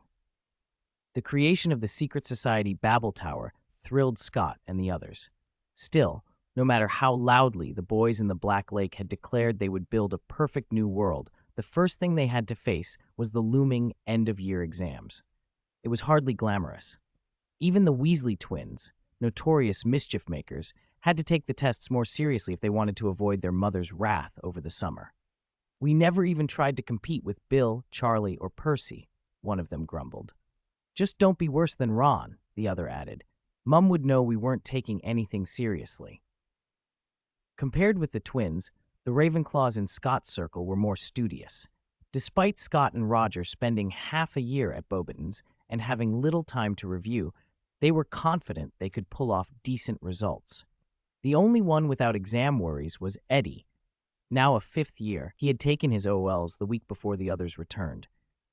Eddie dove headfirst into his business, and the Triwizard Tournament merchandise sold like wildfire. Almost everyone at Hogwarts owned something with the tournament logo, and Milton had already composed and recorded the BGM for the commemorative video. Eddie didn't stop at knickknacks. Seeing Scott breeze through the exams, finding them almost easy, he pressed him to finish post-production on the 1994 to 1995 Triwizard Tournament full record commemorative video. He had the promotions lined up. People were eager. He'd managed to expand sales to Beauxbatons and Durmstrang, and even found an agent at each school, how Scott still couldn't figure out. Under Eddie's urging, every spare moment not spent on exams went into editing. One evening, Scott sat on the Ravenclaw common room sofa, hunched over the magic mirror as he edited. Luna drifted in with her usual airy voice. "Good evening, Scott." "Evening," he muttered without looking up. Luna sat opposite him and watched him work. After a while, she said, calmly, "I can see you've made a big decision." Scott paused and looked at her, aware of how much sharper her gaze had become. "Yes," he said, "I haven't told you yet." And then he started to recount the recent adventure. "May I listen?" Helena's voice floated in next, and the Grey Lady drifted to the sofa, curious. Luna and Helena listened as Scott spoke, attentive and silent, until he told them he and a few others had founded Babel Tower, a secret group intent on remaking the world. "How interesting! Why didn't you invite me?" Luna's first reaction was straightforward. Scott expected it. "Because right after we formed Babel Tower, the exams came," he said with a rueful smile. "For now, it's all talk. We haven't been able to do anything. I don't even know if it's more than planting a seed." "It counts," Luna said, looking at him. "I may not see very far, but I can see that it's a beautiful dream. I'd like to help make it." Scott looked into her bright eyes and nodded. "Of course. You're indispensable, Luna. You have special talents that can help steer us." He had planned to invite her formally later, but he was glad she volunteered. Helena, who had been quiet until now, spoke then, her tone unusually earnest. "Congratulations, Scott. You've found something meaningful, a goal that can shape a life. Your life will be more exciting because of it." A wistful look crossed her pale features. "A confused life is pointless," she whispered, "like mine when I was alive." "You can join us now, the Grey Lady," Luna said impulsively, reaching out to touch Helena's translucent hand. Helena startled. "I'm afraid there's little I can do now," she said, flustered. "I'm only a ghost. I can't change things anymore." "You already have?" Scott interrupted firmly. "Do you remember when Medea appeared at Hogwarts? You stepped forward. You brought me before the Ravenclaw portrait mentor. That changed my life, and all the care and help you give Ravenclaw students matters. You're part of their school lives and their memories, even after they leave." Helena was silent for a long moment, then a genuine, beautiful smile bloomed. "Thank you, Scott. I never thought being a ghost could mean anything." Scott stood, made a formal bow, and offered the invitation properly. "Miss Helena Ravenclaw, I solemnly invite you to join the secret organization Babel Tower. Help us build a new world." Helena accepted with a gentle nod. Luna clapped delightedly. With that, the group had 7 living members and 1 ghost. Helena, slipping easily into the role of Inquisitor, asked the obvious question. So, Scott, how do you plan to achieve your ideals? What's the action plan? Scott gestured to the magic mirror in his hand. My short-term plan is exactly what I'm doing now. He played the footage he'd been editing. Both women leaned forward to watch. He admitted, a little embarrassed, that the first step had to be making a name for themselves. I've always tried to keep a low profile, he said, but if we want to build a new world, we'll need people to follow us. We need influence. Helena agreed. To pursue a grand ideal, you'll need allies. That requires visibility. Luna nodded as well. You need a way to gather people. Scott's thinking had shifted. Creating a new world wasn't only about mastering incredible magic like the ancient super magic Yggdrasil or opening another realm with the Odin's Eye. If he succeeded but no one else came with him, it would be meaningless. If the goal were only to make a paradise for a handful of friends and family, the space inside Odin's Eye might be enough. But he wanted more. In the coming struggle with Lord Voldemort, he intended to play a significant role in the British magical world. The prophecy that tied him to Salazar Slytherin might also need to be revealed at the right time. These were thoughts he kept mostly to himself. The confidence came from the power he'd gained in his super magic advancement. Though Rowena's portrait had told him he'd only just crossed a threshold, he already felt fit to stand at the peak. That did not mean it was time to act on all of it. First, there were other tasks. He needed to speak properly with Dumbledore.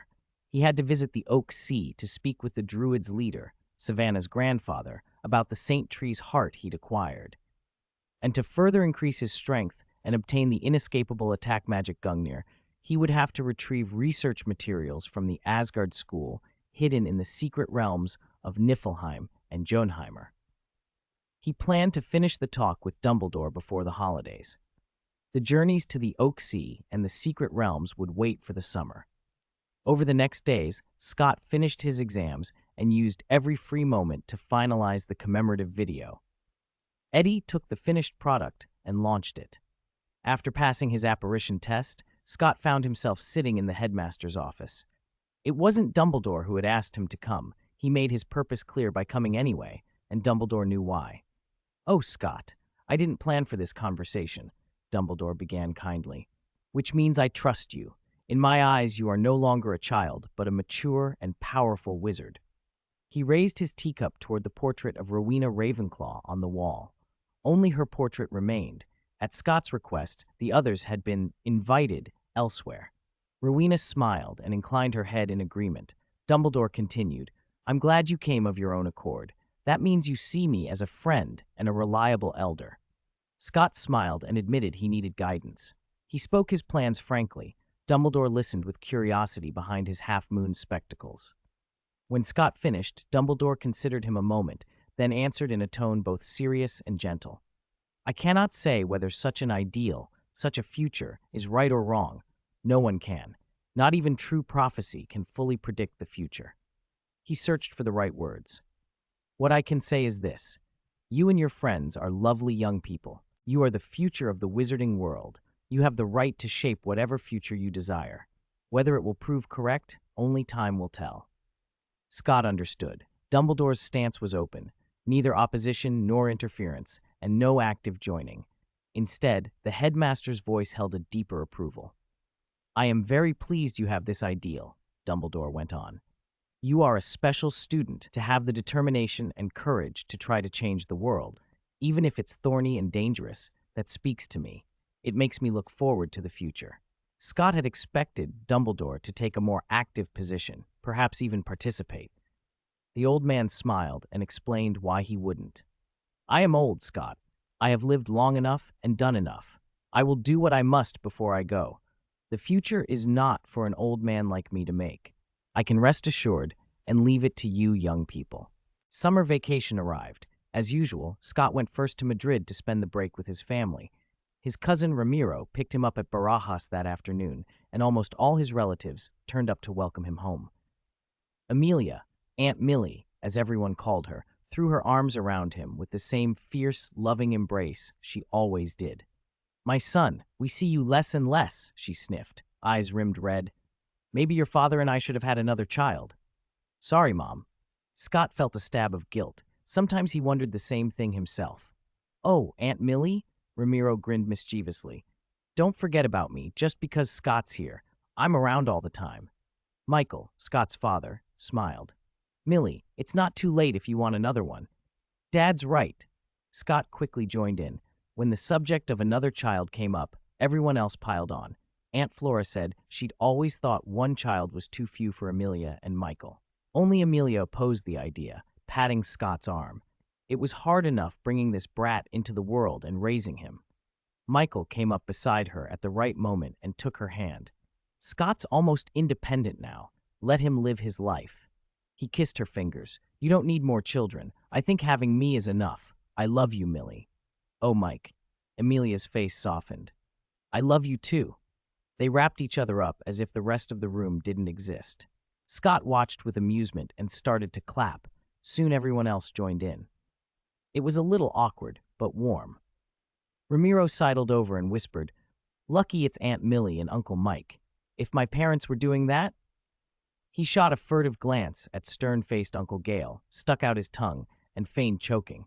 A few of the younger cousins overheard him and told Aunt Flora, who promptly twisted Ramiro's ear while the kids howled with laughter.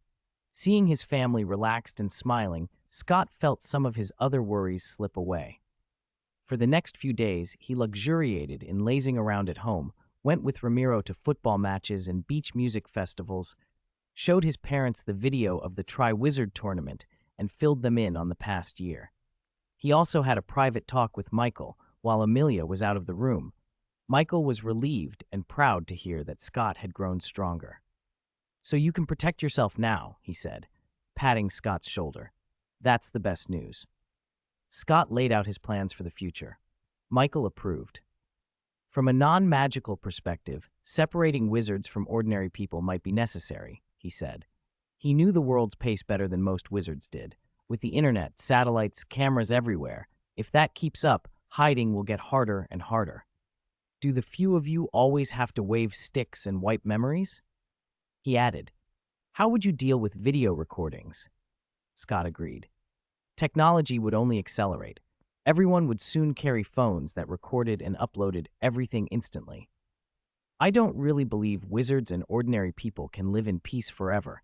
Even if most people were willing, there will always be some who aren't." Michael, who dealt in antiques and walked a gray line between worlds, shared Scott's concerns. "Do what you think is right," he said, squeezing Scott's shoulder again. "Of course I don't want a war, but you're a wizard, and your children would probably be too." Scott touched the Odin's Eye pendant at his throat. "We have a safe retreat," he said with a half-smile. "If things go sideways, our family can hide there. No one would find us." Michael shook his head.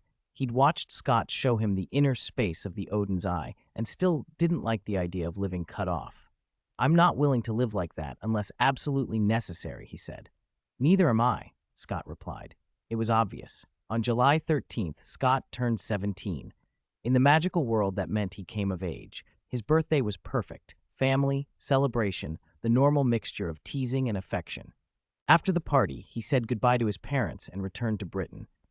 Back at Oak Cottage in Raven territory, he lowered the concealment on his name and accepted a stack of belated presents. The next day, he activated a portkey and, accompanied by Lambo, headed for the Druid's Oak Sea. Lambo delivered the message, and Scott waited. Savannah and her grandfather arrived, both in wolf form. They shifted back to human shape as they drew near. "Good morning, Scott," Savannah said. The old druid acknowledged him with a tight, reluctant, "Good morning." He still had that hawk-like, wary air about him. Scott bowed politely. He took a wooden box from his satchel of deformed lizard skin and held it out. The old man's face changed the instant he saw it. This is, he began, trembling. Scott opened the lid. A soft golden light radiated from within. The druid and Savannah both stepped forward, eyes fixed on the small piece of wood. "That's right," the old man whispered, fighting for composure. "It's the Saint Tree heart that was lost long ago." He reached for the box as if it might vanish. Scott didn't hesitate. He pushed the box into the druid's hands. "Can you tell me when the passage can be opened?" Scott asked. "After the Saint Tree is healed, how long until the passage to Avalon will open?" The old druid's face went awkward. "Time," he said slowly. I can't estimate that. Scott's eyebrows rose. You told me that if the Saint Tree heart were found, the tree could restore its power and open the passage. Why say that if you can't give a time? Don't doubt me, the druid snapped. Druids never lie. Scott's patience thinned. Who knows? Your grandson Aaron Dolte. The old man broke off, a flash of shame and anger crossing him. Sorry, Scott. Savannah supported her grandfather's arm and looked at Scott. About Aaron, I'm really sorry. But please, believe me, my grandfather did not lie to you. The Saint Tree heart can restore the tree's power. Please believe me. Scott met her eyes and saw the honesty there. Last summer, he had been desperate to open the passage before Salazar Slytherin could wake, and he'd been on the verge of rushing into Avalon with little strength to spare. Now he was stronger and more cautious. It made more sense to prepare properly before opening anything that might trigger destiny. All right, he said slowly. I believe you. He extended his hand. The preparations for restoring the Saint Tree and opening the passage are in your hands, Savannah. She flushed and reached out to high-five him. Just before their hands met, the old druid's gnarled hand pushed Savannah's aside and slapped Scott's palm. Pleasure working with you, he said in a strange, solemn tone.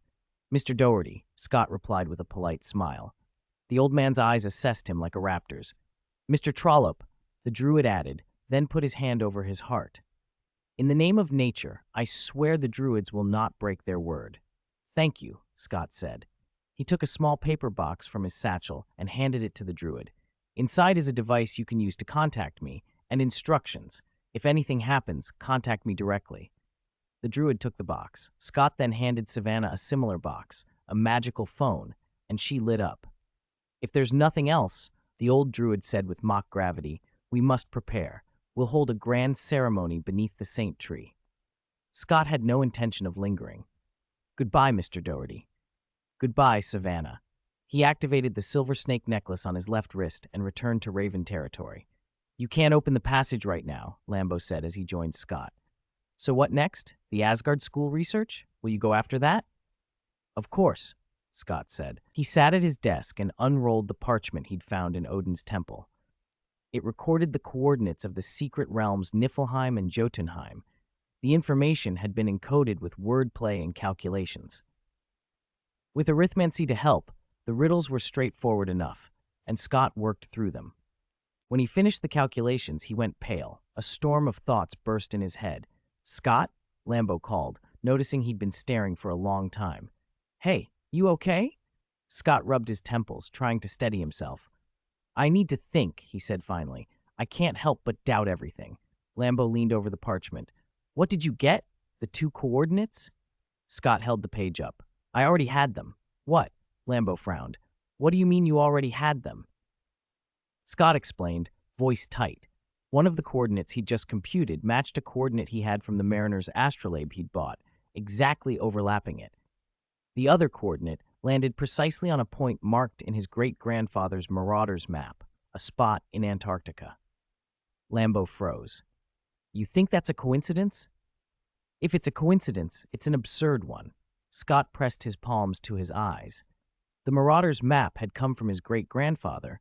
The astrolabe had been his own choice.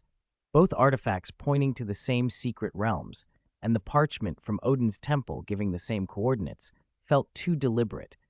If it wasn't coincidence, then who had arranged all of this? That night, Scott's mind was a mess. Sleep wouldn't come.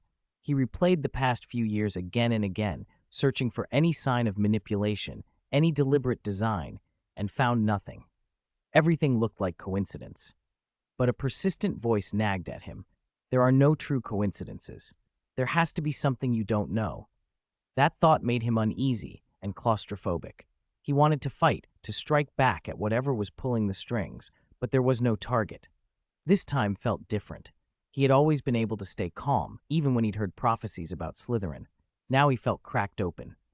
He lay rigid in bed, eyes wide, neither speaking nor sleeping. He even thought of his transmigration, carrying memories from another life and waking up in a different world, a fact so strange it begged explanation. Maybe it really is just a coincidence? Lambo, perched on the bedpost, cut the silence. Coincidences do happen. Life is full of odd ones, Some are crazier than any drama. Scott listened and knew Lambo wasn't wrong. You're right, he said softly. Like the stories about King Umberto I and his twins, but even if dramatic coincidences occurred, Scott couldn't convince himself. He felt sure the matter of those two coordinates wasn't random. No proof, only his intuition. As a wizard, he trusted that instinct. Lambo, seeing Scott's stubborn mood, asked, "So what will you do?" "If everything has human traces, will you give up?"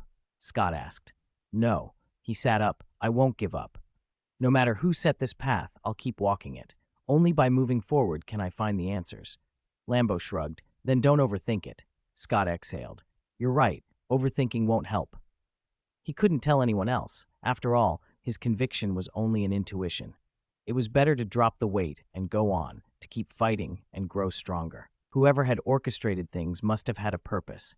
If he kept moving, the truth would reveal itself in time. "Thanks, Lambo," Scott said, a little lighter. "Good night." "Good night."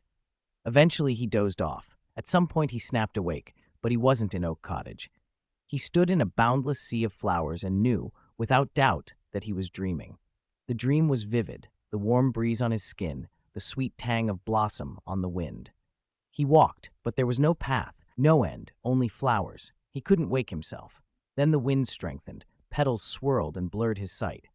When they cleared, a tall figure stood before him, white hair, strikingly handsome, flawless features, unreal in their perfection. He wore a white robe dusted with petals and held an ornate staff. "Hello, Master of Chaldea. I am Merlin, the flower mage. Call me Merlin. I don't like formality much." Scott blinked. "What the hell is this? Chaldea? Merlin?" Of course, this was a ridiculous dream. The white-haired man cocked his head. "You don't seem convinced." He floated. His feet left the ground. "Why? You imagine me like this, so why doubt?" Scott had no answer. He didn't know how to explain the difference between fantasy and reality. "Maybe it's better this way." Merlin floated back and shifted. The handsome youth became an old man with a white beard longer than Dumbledore's, wrinkles mapping a long life. He smiled kindly. "People prefer me like this, don't they?" Scott steadied himself. "Are you really Merlin? Do I not look like him?" The old man blinked, then promptly became the young, white-haired version again. "Or would you rather I stay like this?" Scott forced a smile. "As you wish." Merlin settled on the young appearance, a playful grin on his face. "I don't usually try this fashion-forward look. In the world you came from, did people imagine me like this?" That question carried a lot. Scott bit his tongue, then answered carefully. "In the world I used to live in, Merlin's image varied. People's imaginations and stories shaped him." Merlin nodded. "I can accept any image. I don't have a fixed form anymore." Scott drew a breath and asked the first burning question. "So, are the legends true?" "Legends?" Merlin smiled. "You mean my identity. People say I'm not human, half nightmare, right?" Scott shook his head. "Nightmares aren't real creatures, but the legends aren't entirely baseless." Merlin's next words made Scott sit straighter.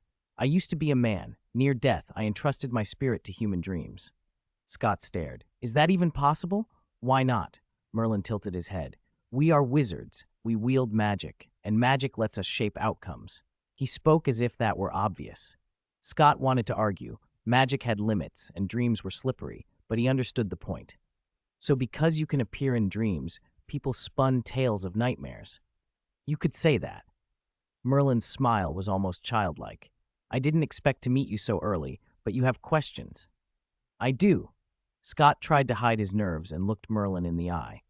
"Are you saying everything's connected to you?" "I didn't do much." Merlin protested with a dismissive wave.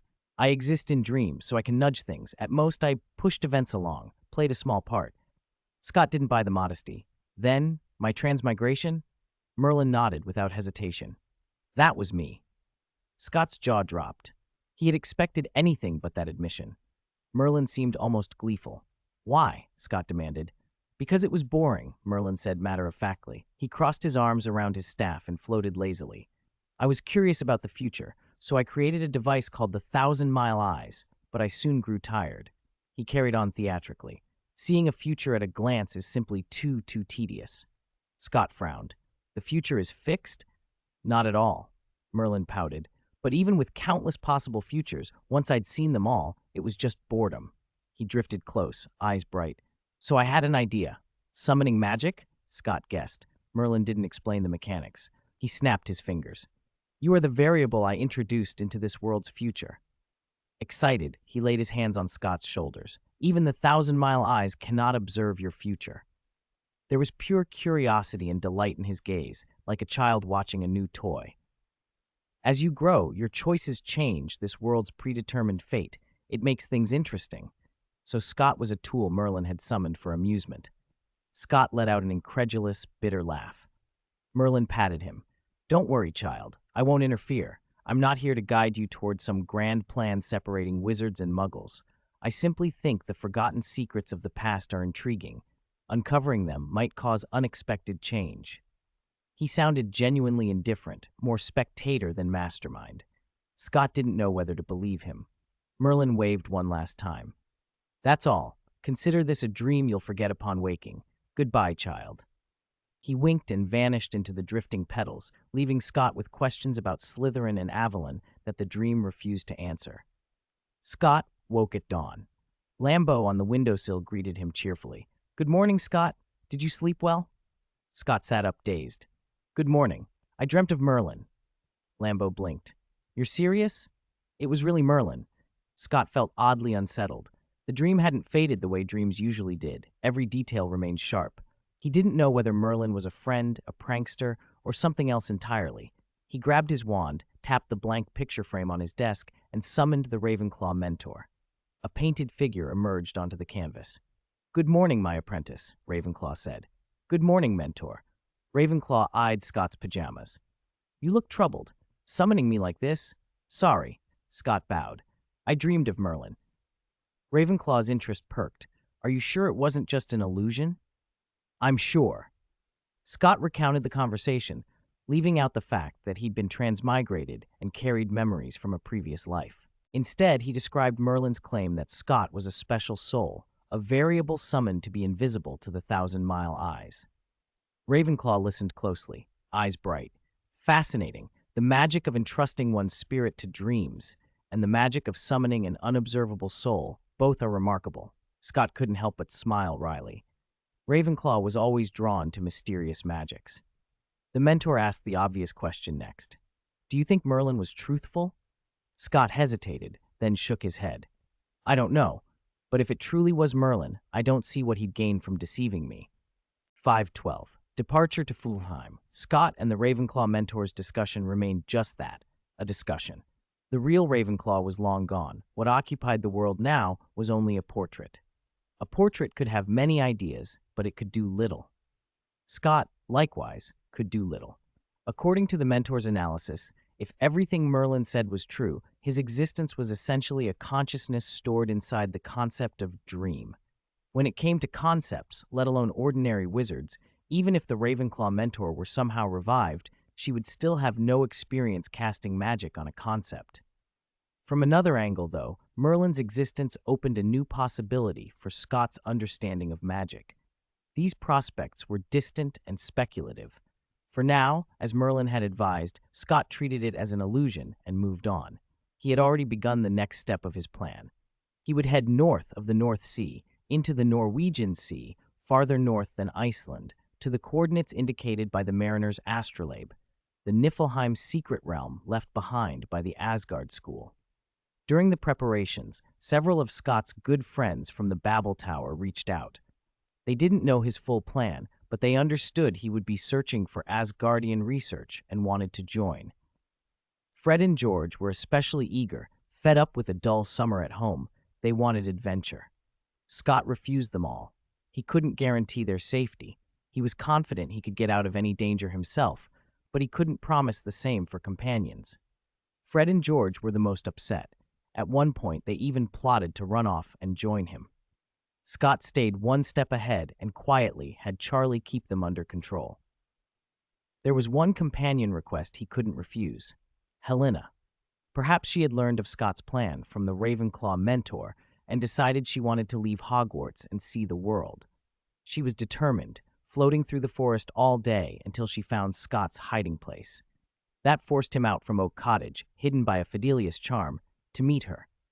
Helena insisted she was an official Babel Tower member and could help. She listed her advantages. As a ghost, nothing in the living world could harm her unless she chose to disappear, and she could ignore terrain and pass through walls, useful abilities for exploration and treasure hunting. Scott was tempted, but he hesitated, recalling the Gryffindor ghost petrified by the basilisk in the original tale. Not all magic was harmless to ghosts. The Ravenclaw mentor interjected on Helena's behalf. "She's right, at least she can scout ahead. She left me only once, to steal the diadem and run off to the forest in Albania," the mentor went on. "She died before she could fully grow or mature. As a ghost, she remained at Hogwarts for nearly 1,000 years, never going anywhere. It's good she's willing to leave now. Let her be happy." Scott nodded. "I understand." He looked at Helena floating nearby. "All right, Helena, I'll take you with me." Helena replied seriously, "I told you, I'm a member of the Babel Tower." Then she offered another option. "If needed, we could bring the Bloody Baron." Scott stared. Helena had always loathed the Slytherin ghost. She avoided even mentioning him. Now she suggested enlisting him? Helena remained calm under his surprised look. "Yes, I still hate him," she admitted. "But he can be useful on an adventure. If I ask him, he won't refuse." "No, don't." Scott shook his head. "If he's involved, you two would have to be near each other, and that would make you unhappy." Helena's tone softened. "I wouldn't be as upset as you think. After all these years, it's distant." But she accepted his refusal with a hint of relief. "All right, we won't call him." With preparations complete, Scott and Helena set out from an uninhabited stretch of coast north of the Scottish Highlands on July 20th. They didn't bring a ship. Their transport was Scott's summoned beast, Syrian. Using a barrier ball spell, Scott created a cube-shaped magical barrier, and the two of them sheltered inside, while Siren propelled the barrier beneath the sea's surface. Siren controlled the water flow around the cube, moving them forward like a living hull. The voyage was monotonous. Scott spent much of the time studying. Having a portable mentor was a convenience he made good use of. Siren moved swiftly. In less than a day, the air grew noticeably colder, the signs they were approaching the Arctic Circle. Navigation across the vast sea proved difficult. Scott relied on the night sky and his astronomy knowledge to find their bearing. By starlight, they finally reached the coordinates indicated by the astrolabe. 513, Undersea Passage, Ice Palace. On the boundless sea, Scott, now wrapped in warm clothes, sat inside the magic barrier and stared up at the starry sky. Below them, Serene shaped the water so the magic barrier floated half above the surface. "Are you sure it's here?" Lambeau asked from Scott's shoulder. "Yes," Scott said.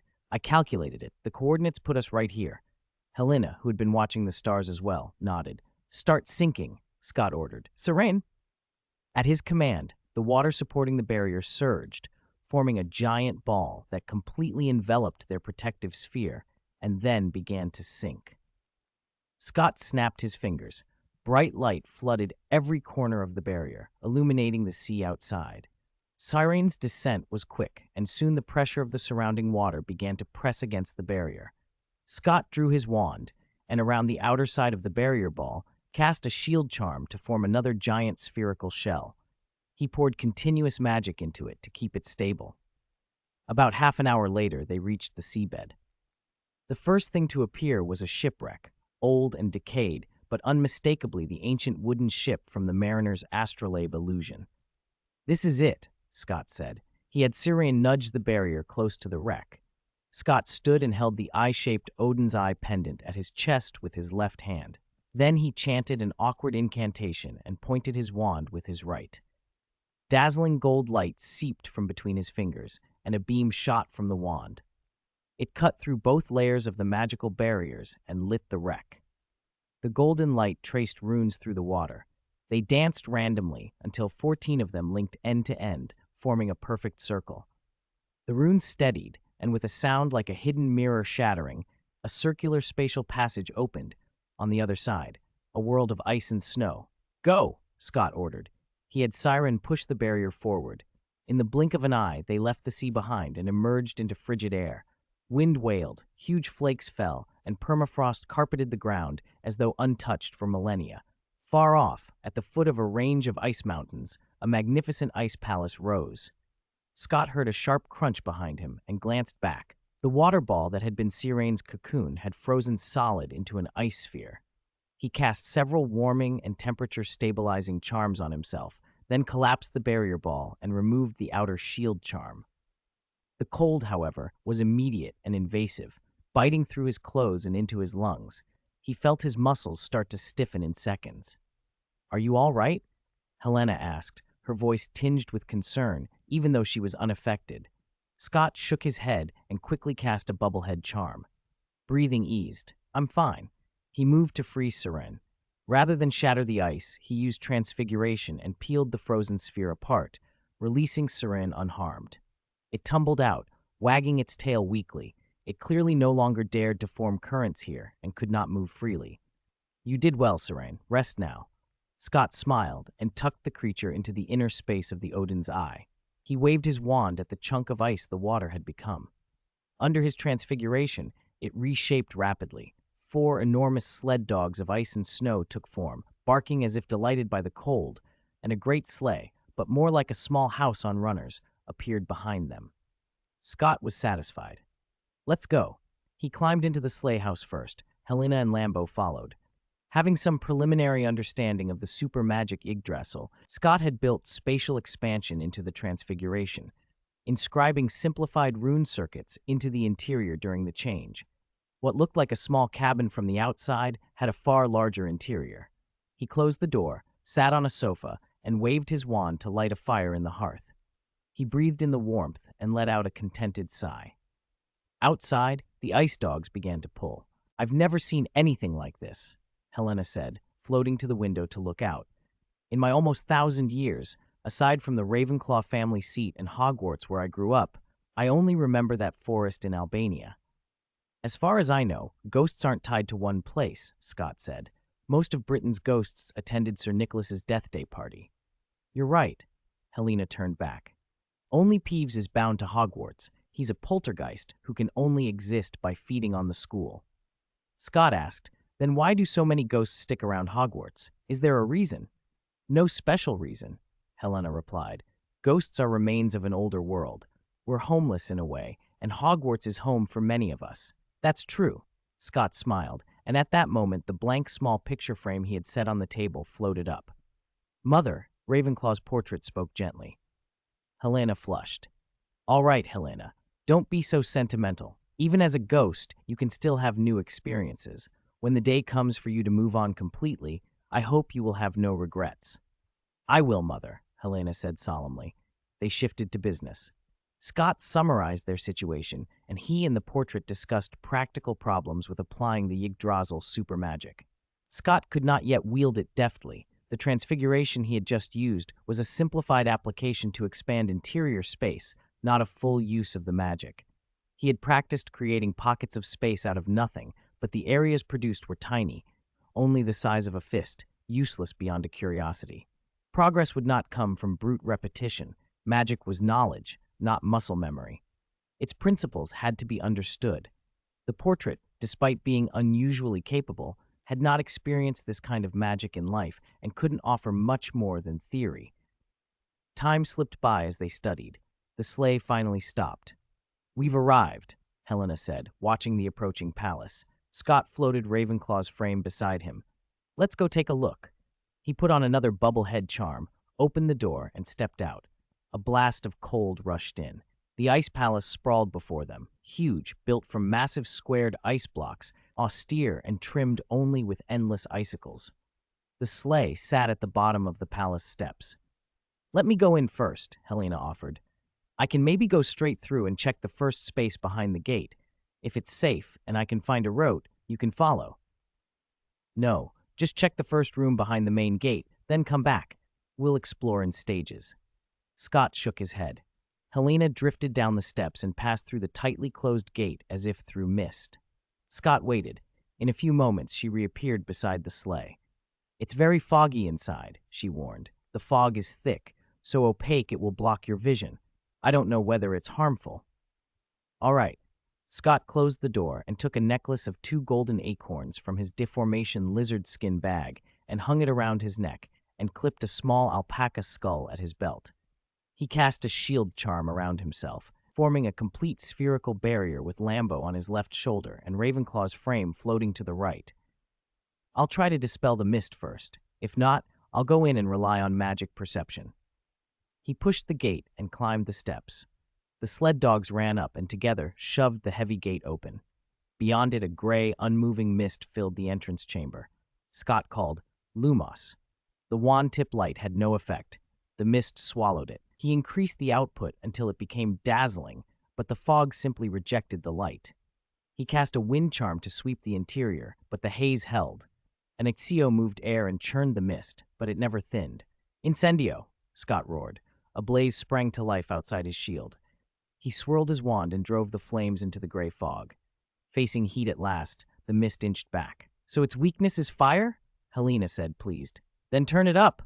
Scott widened his arms and poured magic into the flames. There was no danger of wildfire in this frozen landscape. A roaring inferno erupted and began to expand under his control. He combined Accio with the rising winds, the rotating storm, and the furious fire, fused into a firestorm that swept through the space inside the main gate, driving the gray mist back. 514. One of the 12. As the scorching firestorm swept through, the gray mist receded enough for Scott to get a rough look at the space beyond the door. Unlike the Ice Palace's outer shell, which was entirely ice and snow, the hall inside was built of stone. The surrounding walls were carved with dense, rough reliefs of malevolent spirits, and oddly, whenever the flames licked those carvings, a spine-chilling wail seemed to echo from them. Helena's expression shifted.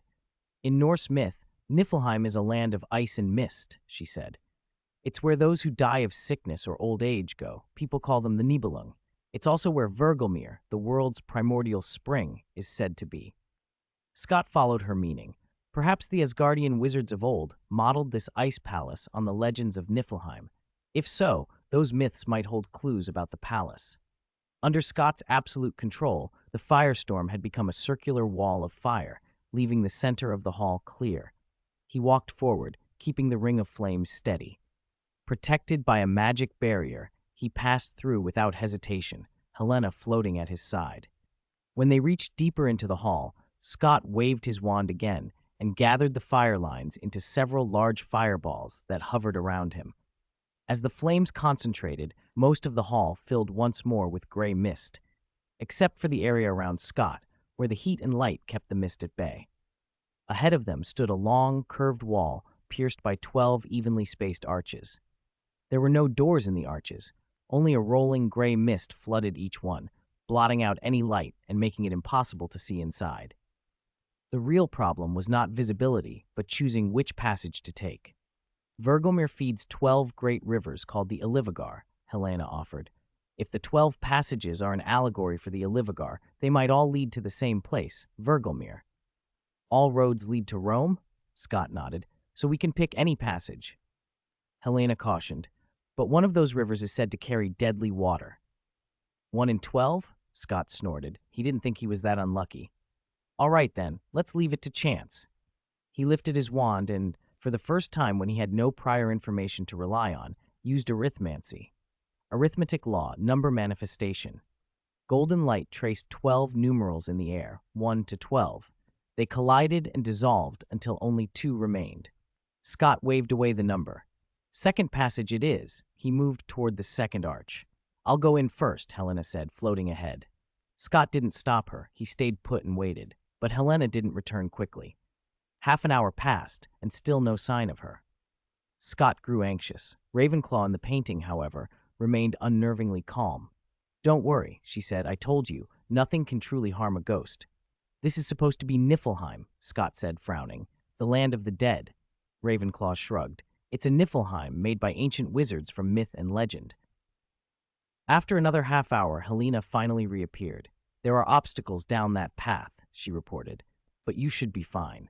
"What kind of obstacles?" Scott asked. "They're like in Fairy, but not ordinary in Fairy," Helena said, her face pale. She sounded disgusted. "They're exceptionally tall, seemingly turned from giants. Their bodies are rotten, and although I couldn't sense their temperature, they give off a poisonous, chilling aura. They're wrapped in ice armor." "You mean I drew the poisoned river?" Scott asked, incredulous. Helena smiled wryly. You didn't get that unlucky. I'll check the other passages. She floated into the third arch and returned in about 10 minutes. There are those same awful things down there, too. Congratulations, you're not the unlucky one. That's a relief, Scott said. He walked toward the second passage, then stopped and turned to Helena. You better stay inside the magic barrier. They can't really harm you, but you look disgusted enough to avoid them. Yes. Helena hurried through the barrier and hovered beside him. I'm sorry. I can't bear to touch their bodies, she said, frowning. I had to avoid them. Luckily, they seemed to be sleeping. Scott understood. He didn't want to touch them either. He had 2 fireballs float ahead to clear the way while the others stayed to his sides and rear. Still uneasy, he released his fire raven, Edgar, and cast a bubblehead charm to seal his mouth and nose. To free Edgar from the protective barrier safely, Scott enlarged the raven, expanded the outer barrier, created a smaller barrier inside it, then dispelled the outer one, so Edgar ended up outside the main barrier without ever passing through potentially contaminated air.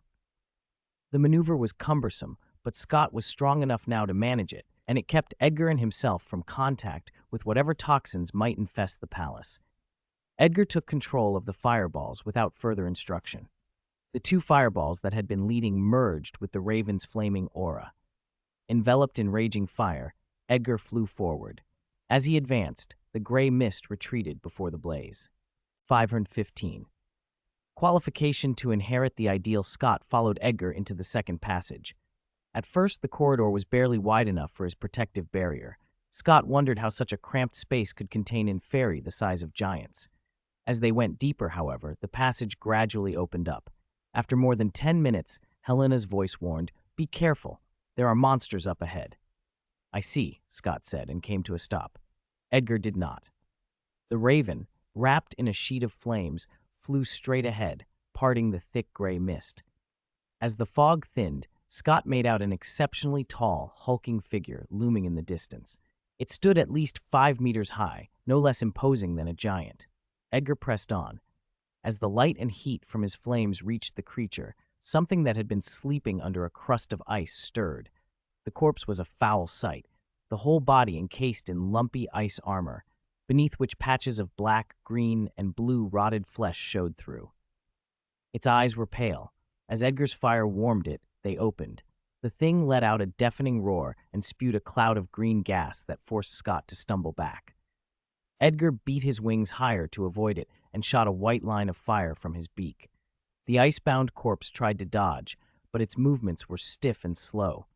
Edgar's scorching beam struck its head, charring the exposed face black, but the inferi kept moving. It reached out with a heavy, sluggish hand as if to snatch the raven. Edgar nimbly avoided its grasp while keeping the fire trained on the creature's head, but the corpse merely staggered forward and kept advancing. Scott didn't act rashly. He retreated a few more paces and glanced at the picture frame floating beside him. Ravenclaw's portrait spoke up. "Flames are the best way to deal with something like this. If that isn't enough, raise the temperature." Scott nodded and raised his wand. Incendio. He poured more magic into the spell and pushed the flame's temperature higher. The fireball that formed glowed blue with intense heat. Before he finished the motion, the blue sphere elongated and sharpened into a spear of flame. Scott thrust his wand, sending the spear hurtling forward at high speed. Edgar darted aside in perfect timing. The blue flame spear struck the ice corpse squarely through the head and pierced the ice armor behind it. The creature went rigid and collapsed. Once on the ground, it quickly caught fire. Even the thick ice could not stop the blaze. As the inferi burned, strange colored gases, blue, green, black, soured out and spread quickly. "Protego!" Helena shouted. Scott pointed his wand, and a silver beam shot to join the shimmering shield that enveloped him, reinforcing it to maximum strength. The boost was timely. The corrosive gases gnawed at the barrier as soon as they met it. Without Scott's reinforcement, the shield might have failed. "Too dangerous," Helena muttered, frowning. "Some kind of potent poison." "Good thing I was ready," Scott said. "And you'll have to be even more careful from now on," she warned. "The number of monsters will increase." He wasn't surprised by that. He wasn't worried either. The ice corpses were vulnerable to high heat and could be destroyed from a distance. As he moved forward, he continued to bolster the barrier. Minutes later, in a wider stretch of the tunnel, 2 more ice corpses blocked the way. Having learned from his first attack, Scott didn't wait for them to wake fully. He launched 2 flame spears at once, each piercing a skull. As Helena had said, more corpses appeared along the path. The numbers rose steadily, but they didn't slow him.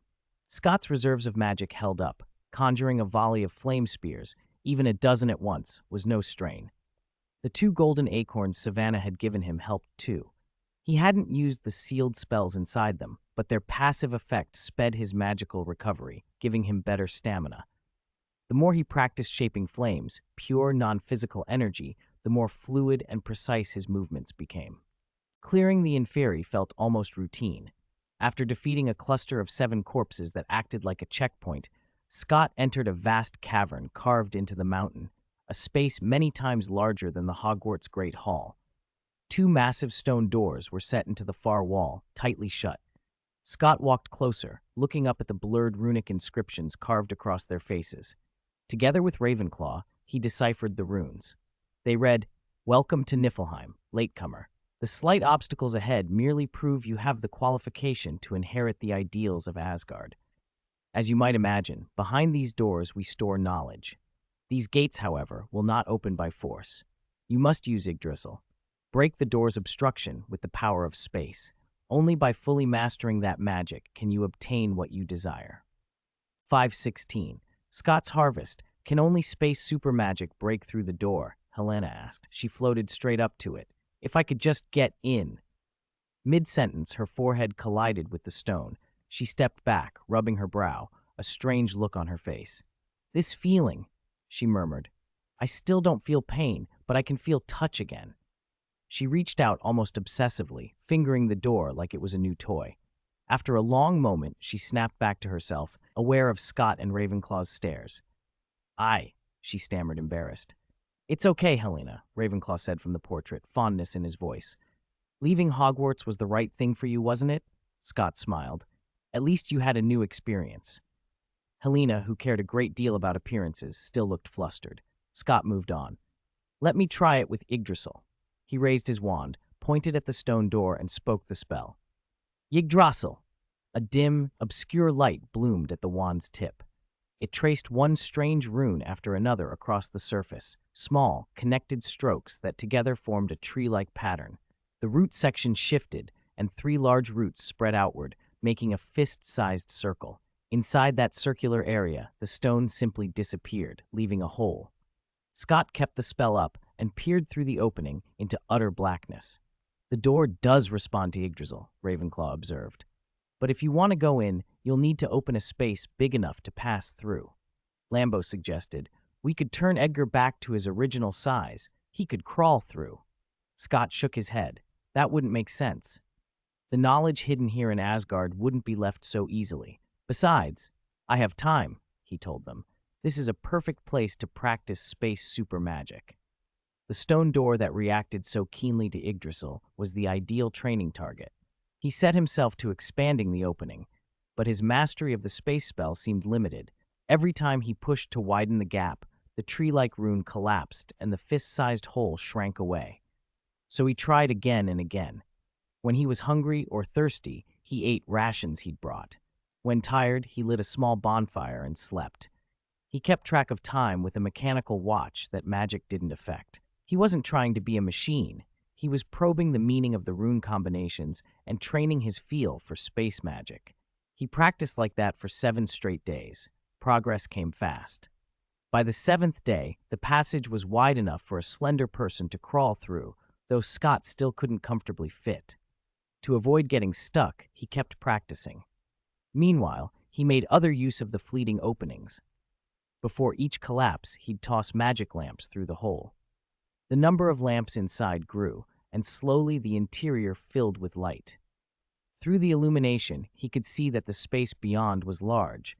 Most striking was a huge, deep black stone tablet standing at its center, its surface densely covered with characters. From the doorway, he could only make them out roughly. If he wanted to read them clearly, he'd have to go in. On Ravenclaw's advice, Scott rested a full day, sleeping more than 10 hours. When his head was clear, he set to work again.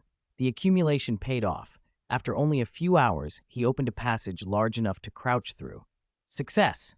Congratulations, Helena said, delighted. Scott grinned. Better than I thought. I don't have to crawl. He let Helena and Lambo go in first, then slipped through himself carrying Ravenclaw's frame. Edgar stayed outside as instructed. Once inside, Scott stood and cast a Lumos charm, filling the chamber with countless light orbs until everything was bright. The room was otherwise empty, except for the black stone tablet. Scott approached and began to study the runes. It records Gungnir, the absolute hit attack super magic, Ravenclaw said, but only half of it. Scott, who had expected this, wasn't disappointed. Half the knowledge is still useful. If I master this half, I can use the attack. It will keep the unavoidable property, but it won't be indestructible. Defensive magics or barriers could block it. The power might be reduced, though. How much will take further testing? He read the lowest lines and smiled wryly. Looks like I have to learn this before I can leave. Ravenclaw nodded. Inside the door, you can't use Yggdrasil to get out. You have to destroy the door. And the stone tablet? Scott added. There's a gift hidden inside it. Lambo asked, does it have to be Gungnir that destroys it? Maybe other spells could work. Helena shook her head. I imagine they wouldn't leave such a loophole. Scott agreed and walked back to the door to try. But I have to try first. He cast a flurry of charms. Defindo, Reducto, Confringo, Deprimo, but the heavy door didn't budge, only shedding dust. Scott spread his hands. So I really need to learn Gungnir. Can half the knowledge create destruction stronger than those charms? Helena asked, skeptical. Or will the door respond to Gungnir like it did to Yggdrasil? It's probably the latter, Scott said. If it were an ordinary door, it would have been destroyed by those charms. Before he started studying in earnest, he made a rubbing of the runes. The tablet was going to be destroyed, after all. He took out a piece of parchment from his deformed lizard skin bag, enlarged it with a charm to make the rubbing, then shrank it back. He also used his magic mirror to take photographs and videos for study. Gungnir wasn't a single spell, but a whole attack system that could incorporate other magical elements. Once mastered, he could form piercing attacks of pure magical force, or craft spears with elemental properties, fire, water, earth, wind, metal, greatly enriching his options. The prospect absorbed him. He threw himself into learning. He had prepared well for the trip, plenty of provisions, and the others didn't need to eat, so he could focus. 10 days later, Scott had the initial form of the weakened Gungnir down. It didn't include elemental fusion yet, but it was enough. That'll do, he said. The rest can come later. He wanted out of the enclosed space. Standing before the black tablet, he raised his wand. Gungnir. Magic condensed into a streak of golden light. It elongated and flashed forward like a spear, and in an instant the tablet shattered. Cracks raced through it. The slab disintegrated into a pile of black powder. Scott stepped forward and dug in the powder, pulling out a golden treasure chest, similar in style to those they'd found in Odin's temple. Inside were a beast-skin scroll and a piece of jewelry, this time not a necklace like Odin's eye, but a wide black ring of unknown metal, set with a teardrop-shaped blue gem. Scott unrolled the beast-skin scroll to learn the ring's origin. It's called Vergelmir, named after the world's first spring, he told them. The wearer can summon the first giant, Ymir, to fight. Ravenclaw said, that suggests the ring either has a permanent summoning enchantment or very high-level transfiguration magic. Scott nodded, stowed the scroll, checked the ring's size, and slid it onto his left index finger. We'll see how it works outside.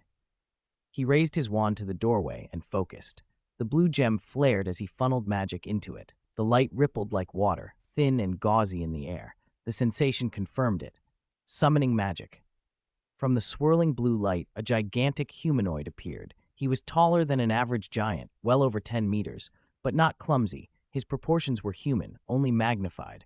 His skin was blue, his hair white, and he wore neat ice-like armor that radiated a cold presence.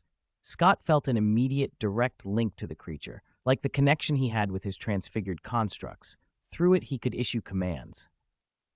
Ymir was not a living being, but an alchemical homunculus built for combat. Its eyes opened, and like Scott's, they were a transparent blue. The giant took a few surprisingly graceful steps and clenched a fist, smashing it into the mountain wall. The blow gouged a crater.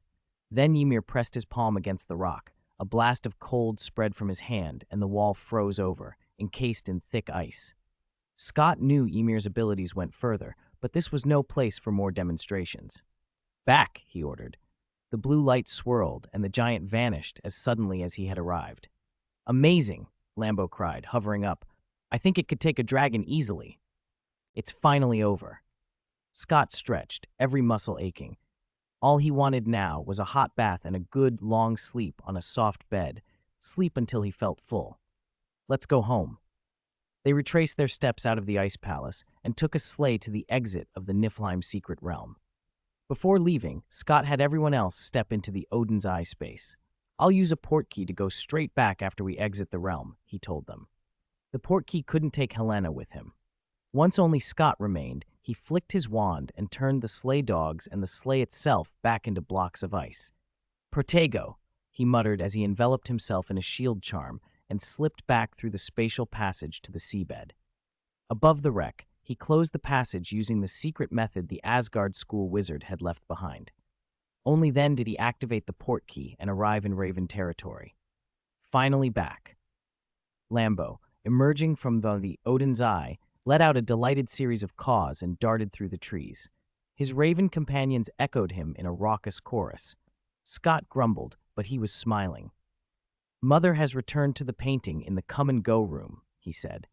Helena hovered in the air. "Rest, Scott, and be sure to tell me when the next adventure begins." Scott checked the date. "It's August 8th. There probably isn't time for another excursion before summer ends. The next destination is Antarctica, anyway, and I need time to digest what I learned in Niflheim." Helena smiled slightly. "You're the leader of Babel Tower now. It's up to you to decide everything. See you at the start of term." She drifted off toward Hogwarts. When her transparent figure faded into the forest, Scott transformed into a peregrine falcon, flew straight to Oak Cottage, took the fastest possible shower, and collapsed into a sleep so deep he didn't wake for over 20 hours. He woke hungry. His magic mirror was flashing with messages from friends. Scott stretched, then sent a call invitation to all members of Babel Tower. The mirror split into grids that lit up one by one. Eddie, Roger, Milton, Fred, Jaluna, all of them connected in turn. "Eddie, oh Scott, we thought something had happened. I've tried to reach you so many times." "Fred, you should have contacted us the moment you were out." "George, we still haven't settled the score for you, snitching to Charlie." Milton, "So glad you're okay, Scott." Luna, "It looks like the adventure went smoothly." "Sorry," Scott said, hair mussed, still in pajamas. "I was exhausted after the realm. All I wanted to do was sleep." "Quick, tell us about it," Fred demanded. "We can't wait," George added. Scott rubbed his rumbling stomach. "Right now I think what I need most is a good meal." Fred immediately invited him to the burrow. "Come to our house," George chimed in. "My mum will be delighted to cook for you." Roger, "My mum will welcome you too." Eddie, "You've never been to my house, Scott." Luna, "You're welcome at mine. My dad will greet you." Milton looked down. "I'm in Vienna, sorry." Scott grinned at their eagerness. He knew they wanted to hear the story more than anything. He picked Mrs. Weasley's hospitality. "I can apparate straight there," he said. Now that he was 17, the Ministry's trace no longer restricted him. He could use magic freely in the wizarding world. He apparated alone to the burrow gate. Fred and George were already waiting and practically barreled him into the house like two overexcited dogs. "You ruined our perfect plan," one of them accused, ruffling him. "This is for revenge for not taking us," the other declared. Mrs. Weasley rushed out, pushing the twins away and enfolding Scott in a warm hug. "Oh, welcome, dear. I saw footage of the Triwizard Tournament. You were marvelous." "Welcome," chorused Fred and George, clapping with mock ceremony. Ron and Ginny appeared behind them. Ron gave Scott a grin. "Get in there." Mrs. Weasley shepherded Scott into the kitchen and set a huge spread before him. He ate with no ceremony, grateful and ravenous. Once he'd finished, the twins hauled him upstairs, locked Ron and Ginny out, and slammed the door. "What mischief are you hiding from us?" Ron banged on the door. "Open up." "This is an adult's secret," Fred shouted. "Children aren't allowed." "I'm not a child," Ron protested. You still are underage, George teased. Stuff you, Ronald, they called back. Scott waved his wand and put a quieting charm on the door, silencing the argument outside. Fred flopped onto the floor, eager. Come on, tell us everything. We've had the dullest summer. Scott checked on the mirror to make sure everyone was alone, then began to recount the trip. We went to the Norwegian Sea first. He skimmed through the details. He'd been inside the Ice Palace, encountered the secrets of Niflheim, retrieved knowledge and relics, enough to make the others gasp in envy. Fred and George listened face to face, silently resentful that they'd been left behind. They understood why Scott hadn't taken them. They only redoubled their resolve. We'll get stronger, Fred vowed. Fast. Strong enough so you can't ignore us, George added. I'm looking forward to it, Scott said with a smile. Their zeal infected the others. I need to work harder too, someone said. I don't want to be left behind. Eddie and Roger agreed. Milton, however, looked anxious and unsure. Luna seemed distant, as if lost in thought. Don't force it, Scott said gently. Everyone brings different strengths. We're not a purely combative group or an adventure troupe. Our aim is to build a new world for witches and wizards. Over the long haul, each of you will have an irreplaceable role. Milton hesitated. I don't know what I can do. Become the greatest musician in the magical world, maybe in the whole world, Scott encouraged. Music is its own kind of magic. Your work can move people, convey ideas, save souls. Milton's head lifted, and for the first time his eyes brightened. Can I really do that? Oh, absolutely, Eddie said without hesitation. You're a genius, Milton. I've always thought so, Roger agreed. Luna, I like your music. Fred, even though you haven't written anything for Gryffindor yet, it's great. George, everyone at Hogwarts knows you're a musical prodigy. Scott added, remember Medea, she cast magic through music. You can do something like that.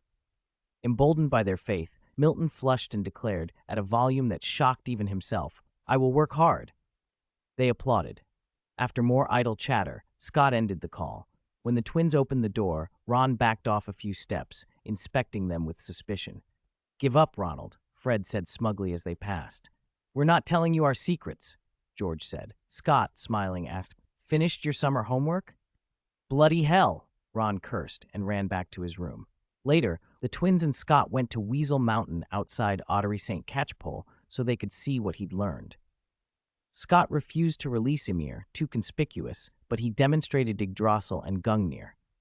Fred and George watched, and in their usual brazenness, announced that Scott's nickname, England Impaler, would suit him even better now. Scott was speechless. He said his goodbyes to Mrs. Weasley, thanked her, and apparated away. He went back to Raven territory to sort his things, then apparated all the way to his family home in Madrid. It was his first attempt at such a long-distance apparition, and for a moment he felt dizzy. He noted that he'd used more than half his magical reserves. No splinching, thankfully. No wonder Dumbledore had lately relied on Fawkes's ability to travel between Britain and France. Scott decided he needed a deeper study of Yggdrasil and more practice with space magic before attempting such long jumps again. He opened his bedroom door and startled his mother, Amelia, who reached for his hair as if scolding an intruder. Oh, thought it was a home invasion, she laughed, patting him on the head. You should have called.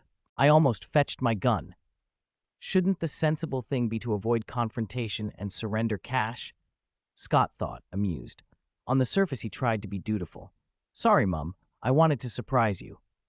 Not much of a surprise, Amelia said, but there was unmistakable pleasure in her voice. I'm going shopping with your Aunt Flora. You can come. School starts soon, and you need new autumn and winter clothes. Scott made a face. Do I have to go? Amelia raised an eyebrow. You always like what I pick. You don't have to try everything on. Trust me. Fine, Scott conceded, standing up to follow her. 5 and 18. The end of the last summer vacation. The afternoon of shopping had drained almost all of Scott's energy, and for the next few days, he stayed home without regret. He wasn't idle. He dove deeper into the 2 super charms he'd been studying. Thanks to the Odin's eye space, he had plenty of room to practice without disturbing anyone. He also called his father, Michael, and together they used materials from the space to build a house. A few days later, his cousin Ramiro, who had come to visit, was pressed into service as well. In truth, Scott could do most of the heavy lifting with charms, so physical labor wasn't really required. Between design and construction, it only took 5 days to complete a pure wooden villa. This time, Scott deliberately avoided transfiguration for the structure. Transfigured objects could eventually revert when the magic faded, and for a house stability was essential. The most interesting work came afterward, the house's water and electrical systems. Scott wanted the place to feel truly magical, so he didn't install Muggle plumbing and wiring. Instead, he designed runic circuit combinations to supply lighting and water. It took another 5 days to design, engrave, and install the circuits, but the result was exactly what he wanted. When the basic construction was done, decoration fell to Amelia, who threw herself into it with relish. Using Michael's contacts, she bought a set of antique furnishings and a great many decorations and plants. Under her direction, Scott's villa was transformed into a dreamy, girlish, fairy tale haven, the sort of place kids and girls would fall in love with at a glance. Scott had no complaints. As long as it was habitable, he was content. By the time the finishing touches were in place, August was drawing to a close, and the start of term was approaching. This would be Scott's last year at Hogwarts. On August 20th, he received a message from Professor Flitwick. "Oh, Scott, you've blocked your owl again, so the owls couldn't deliver the notice," Flitwick's note began. "Sorry, Professor," Scott replied. "It's all right. I know you prefer to hide your parents' address. I'll send the book list for the year, but more importantly, congratulations. Albus has appointed you head boy." "Thank you. Do you know who my partner is?" Scott asked. "Caccini Strozzi, the Hufflepuff head girl," Flitwick answered. "Also, remember to organize the prefects to patrol the carriages on the train. I don't think the lack of a head boy badge will affect your work right away." "I understand. Thank you for letting me know." Scott flew back to Britain on August 30th. The next day, he met a few friends for last-minute shopping in Diagon Alley. "Oh, Mum, we're adults now," one of the twins crowed at the leaky cauldron. "Adults shouldn't be trying alcohol," Mrs. Weasley scolded, though the twins replied in chorus. "Adults should try the taste of it." Inside the pub, the Weasley family gathered, and Scott spotted Fred and George at the bar trying to argue their case. Mrs. Weasley wouldn't have it. "Not until you've graduated from Hogwarts," she roared. "Not until then." She turned to Ginny. "Keep an eye on your brothers at school. If you catch them drinking, write to me straight away." "Yes, Mum," Ginny said reluctantly. Ron, however, greeted Scott with a grin. "Morning, Scott." "Oh, Scott, come on, don't you want to try some?" Fred and George winked at him. "Fire whiskey. You two, go away. Don't lead other people's good children astray," Mrs. Weasley snapped. Mrs. Weasley's voice drew attention. Scott, no longer unknown, was recognized by several patrons as the Triwizard champion. Tom, the Leaky Cauldron's bald landlord, offered him a complimentary drink. Children wearing champion badges swarmed him for autographs. Scott secretly marveled at how big Eddie's merchandising business had become as he obliged them. "You've really become a celebrity," Mrs. Weasley said approvingly. She glanced at the twins with distaste, but they were already trying to get away. "Go on then, go shopping with Ron and Ginny," she told them. "And remember, you're not to drink." The twins protested that they were adults and could go by themselves, then grinned and were quickly shepherded out with Ron and Ginny. As soon as Mrs. Weasley left, Fred and George looked ready to cause mischief again. Scott warned them, "If you don't know your tolerance, don't try anything strong. I don't want to deal with two drunk lads." They compromised by ordering weaker drinks instead. Not long after, Scott's 3 roommates walked in. "Oh, Scott!" Milton rushed over, hardly able to contain himself. "You were right." "You mean," Scott began. "Yes," Milton said, nodding fiercely. "I succeeded." Roger's face was complicated. Eddie shrugged. "I'm not sure this is scientific or even magical," he admitted. Scott took a moment to process it. He'd encouraged Milton before, but it had been more a direction to pursue than a clear solution. The idea that Milton had actually succeeded so quickly was astonishing. "Milton, you're a genius," Scott declared, clapping him on the shoulder. Milton flushed and smiled shyly. Fred and George gave thumbs up. "Amazing. Can you show us?" "It's not convenient here," Milton said. "When we get back to Hogwarts, I'll demonstrate. The effect is still weak." "You've taken the hardest step," Scott said. "I believe in you." No one's better suited to this than you." They left the leaky cauldron laughing and stepped into the busy street of Diagon Alley. The attention on Scott increased.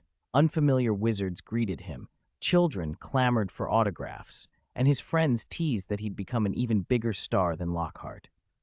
Scott didn't much like that comparison. At Gringotts, he cashed the 1,000 galleon check from the Tri-Wizard tournament. The goblin clerk handling the transaction appeared displeased at the large sum and suggested he open a vault. Scott declined. The Odin's Eye space was a safer place for his gold. He tapped the counter. "Please hurry," he said. The clerk eventually insisted the bank manager authorize the withdrawal. Scott raised an eyebrow. "Fetch the manager, then." A crowd of other customers gathered behind him, and the clerk, Cag, led him to the manager's office. The manager, Plag, greeted Scott with exaggerated ceremony once Cog whispered something in his ear. "Welcome, champion Mr. Trollope, to Gringotts," Plag said. Scott waved the check and stated flatly, "It's for 1,000 galleons. Give it to me now." He let a ripple of magic pulse out, an imposing aura that made his friends step back. The two goblins in the room sat down on the floor, staring up at him. Plag quickly recovered, dabbing his forehead and ordering Cag to prepare the coins. Cag scurried away, and within 10 minutes a pile of 1,000 glittering galleons sat on the floor. The goblins, seemingly reluctant to offer a bag, had stacked the coins out in the open. "Count them, honored guest," Plag said, nervously wiping its brow.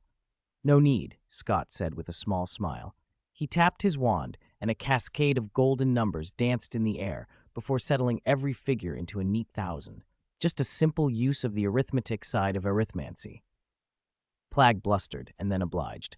Scott removed the pendant from his chest and slipped the galleons into the Odin's Eye space. They left under the disappointed gaze of the goblins.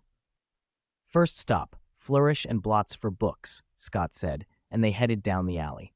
Flourish and Blots was packed. Half of Hogwarts seemed to be there. Scott made his purchases as quickly as possible. As he passed the entrance to Nocturne Alley, he stopped. "What's wrong?" Eddie urged. "Hurry up. I still need a new cauldron." Scott didn't move. He looked down the narrow, shadowed passage where robed figures slipped in and out under black hoods. "Do you want to go in?" Fred asked, intrigued. "We've never been there. Mum won't let us." "Now's our chance," George added. "We're adults." Roger muttered that adulthood was a convenient excuse. Scott shook his head. "I just felt a familiar magical signature," he said. "Malfoy." "Malfoy? The old one or the young one?" "The young one," Scott said. "He came into Nocturne Alley." "The little Malfoy actually dared to come here alone. He's a coward," George sneered. "Where did he go?" Scott frowned. "There were too many people. I couldn't pinpoint him before he vanished." "Out of range?" Roger asked. "He vanished," Scott said more quietly. "He must have left through a fireplace." Fred stroked his chin. "What would he be doing here? If we could catch him at something, Lucius Malfoy is still wanted, you know." "It's not that simple," Scott cut in. "Let's go." He didn't hesitate, but he had already decided to send his crows to scout Nocturne Alley thoroughly. 519. The start of the last school year. On September 1st, Scott and his friends met at King's Cross Station. "If nothing unexpected happens, this should be the last time we go through Platform 9 and board the Hogwarts Express," Roger said at the busy entrance, his voice oddly sentimental. "Don't forget the Christmas holidays," Scott sniffed, giving him a mocking look. Eddie and Milton burst out laughing. Roger frowned. "Can you not ruin the mood when I'm getting emotional?" "All right, stop being sentimental." Scott patted him on the shoulder. "Come on, let's go." He led the way into the waiting hall. Eddie and Milton followed, smiles on their faces. Roger, lingering behind, called, "Hey!" and hurried after them. They threaded through Muggle travelers, passed through the barrier, and entered Platform 9 3/4. Just a wall away was another world. "Look, another batch of first years." Roger's melodramatic streak hadn't run out. He stared at the obvious freshmen and sighed. Milton, usually the most poetic of the lot, seemed baffled by Roger's sudden outburst. "And we're about to graduate," Roger added, his expression turning contemplative. "Come on, get on the train." Scott walked straight into a carriage, found an empty compartment, and sat. His 3 roommates joined him soon after. "Don't you guys feel anything?" Roger asked. "This is our last year at Hogwarts." Not including me, thank you, Eddie replied dryly. Roger turned his stare to Scott and Milton. Milton obliged. I feel complicated, reluctant, a bit apprehensive, but I'll cherish this last year. Roger nodded and looked at Scott. Scott turned to the window, silent. Hey, Roger kicked him. What's wrong with you? Scott made a face. If I wanted to give a graduation speech, I'd wait until the end of the year. Nothing's brewed yet. Roger sagged. I'm just a little lost. You all seem to have clear plans, but I don't know what I want to do after graduation. The Babel Tower is our shared ideal, but I still need a job, right? Milton brightened. You could work at the Ministry, Department of Magical Games and Sports. Wasn't that your plan?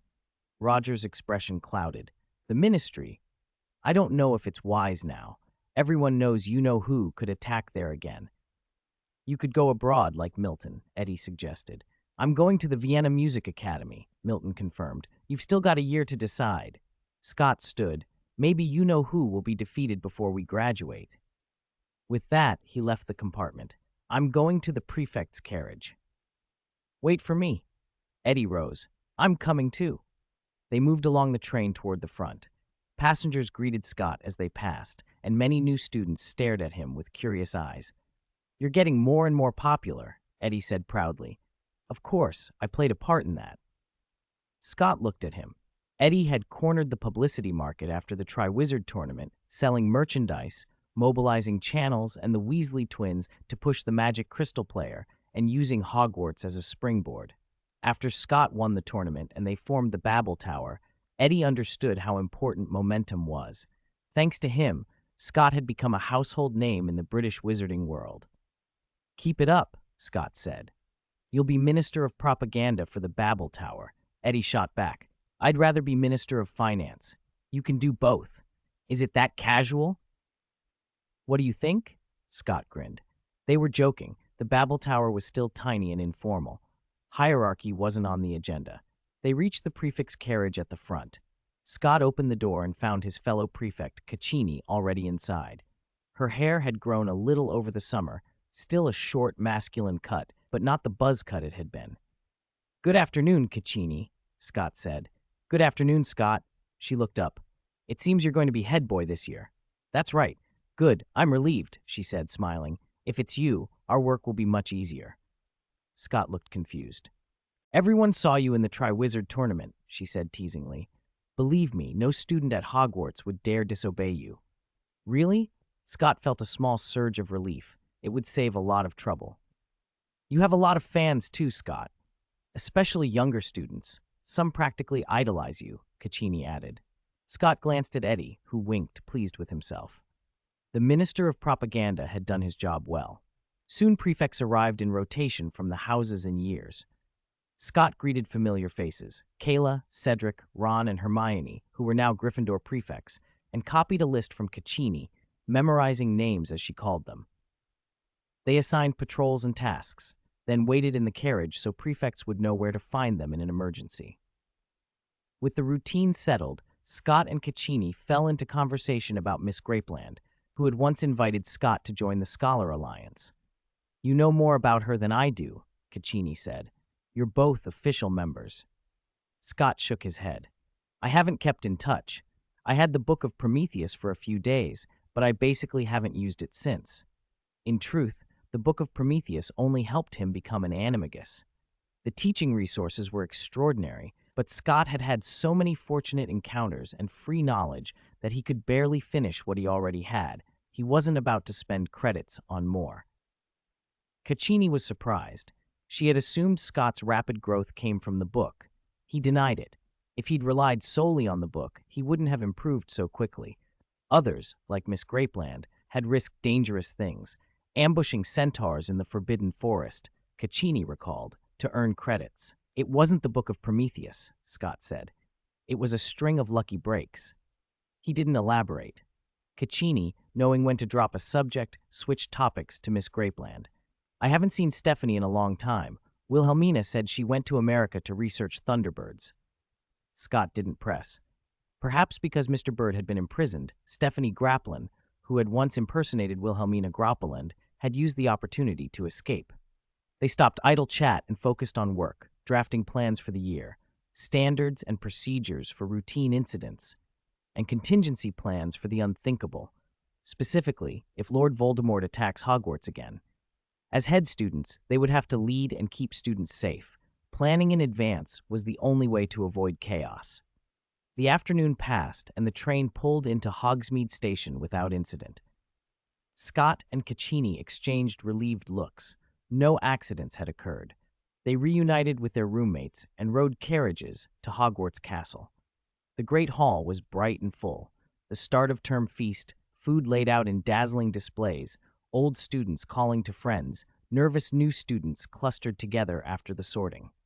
Dumbledore's welcome speech was the usual, but most of the hall was staring at one particular professor at the teacher's table with stunned expressions. "Professor Moody," Eddie whispered beside Scott, awe in his voice. "He's incredible. He defeated you-know-who's curse. He's the first." Everyone's reaction was similar. The defense against the dark arts post had borne a terrible jinx. No professor had lasted long in it recently. Yet Professor Moody had taught for 2 consecutive years. He was a former Auror and a member of the Order of the Phoenix. His presence suggested he was either supremely capable or extremely lucky. Scott thought that if anyone should be encouraged to step down for safety, it should be Moody. Dumbledore must have urged caution. But the professor sat on impassive, his magical eye sweeping the hall. That single, swiveling eye was enough to silence anyone and dissuade further discussion. After dinner, Ravenclaws in the common room broke the topic down. Some believed Moody was simply powerful enough to resist the curse. Others thought he had somehow broken it. Many figured it was just luck that might run out. A few students fantasized about arming him with protective artifacts. New students who had come with the fifth-year prefects listened, unnerved.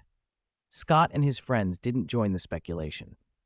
Back in the dormitory, instead of unpacking, they pressed Milton to start his music demonstration. Roger and Eddie had already seen it over the summer, but kept quiet, apparently eager to watch Scott's reaction. Scott sat on the edge of his bed and watched as Milton set up his cello. He cast a few sound-isolating charms, sealing the music inside the room, and waited for the first notes. 5 and 20. The hidden vanishing cabinet. I'm starting. Milton drew his bow and nodded. The piece I'm playing is Schumann's Cello Concerto in A minor. The cello's rich, full sound filled the room. Scott sank into the music faster than ever. Milton hadn't chosen one of his own compositions. He was playing a famous work by the German composer Schumann. The concerto had no showy passages. Throughout it was a subtle, delicate outpouring of inner feeling, elegant and poetic. But what mattered in this performance wasn't only the music. It was the magic woven into it. As Scott listened, he noticed the difference immediately. A faint current of magic threaded through the air with the music. Gradually, the tiredness from his afternoon train ride ebbed, and his thoughts sharpened. The clearing of mind felt a little like wearing Ravenclaw's diadem, only much weaker. Could this be Milton's music magic? Milton played with his eyes softly closed, entirely absorbed. Scott glanced at him in surprise. This is an incredible support, he thought. Unlike the diadem, which only one person could wear, music could touch many people at once. And this was only Milton's beginning. He could already see how Milton's musical magic might change many people's understanding of what magic could be. The effect subsided a little as Scott drifted out of full attention, then strengthened again when he focused. Milton didn't play the whole movement, but when the first movement ended and the final notes died away, the magic did not vanish instantly. Scott waited until the clarity faded. His fatigue, however, did not return. Truly remarkable, Milton. Scott clapped, joined by Eddie and Roger. Yeah, how did you do it? Eddie asked in amazement. It's incredible. Thank you. Milton smiled, pleased but a little embarrassed. Like I said, it's similar to casting charms, using emotion to drive magic so the music can influence reality. Eddie looked unconvinced. You said that, but it still doesn't feel either scientific or magical. Roger grinned. Come on, Eddie. You don't understand music. Why do you need to figure it all out? Scott nodded.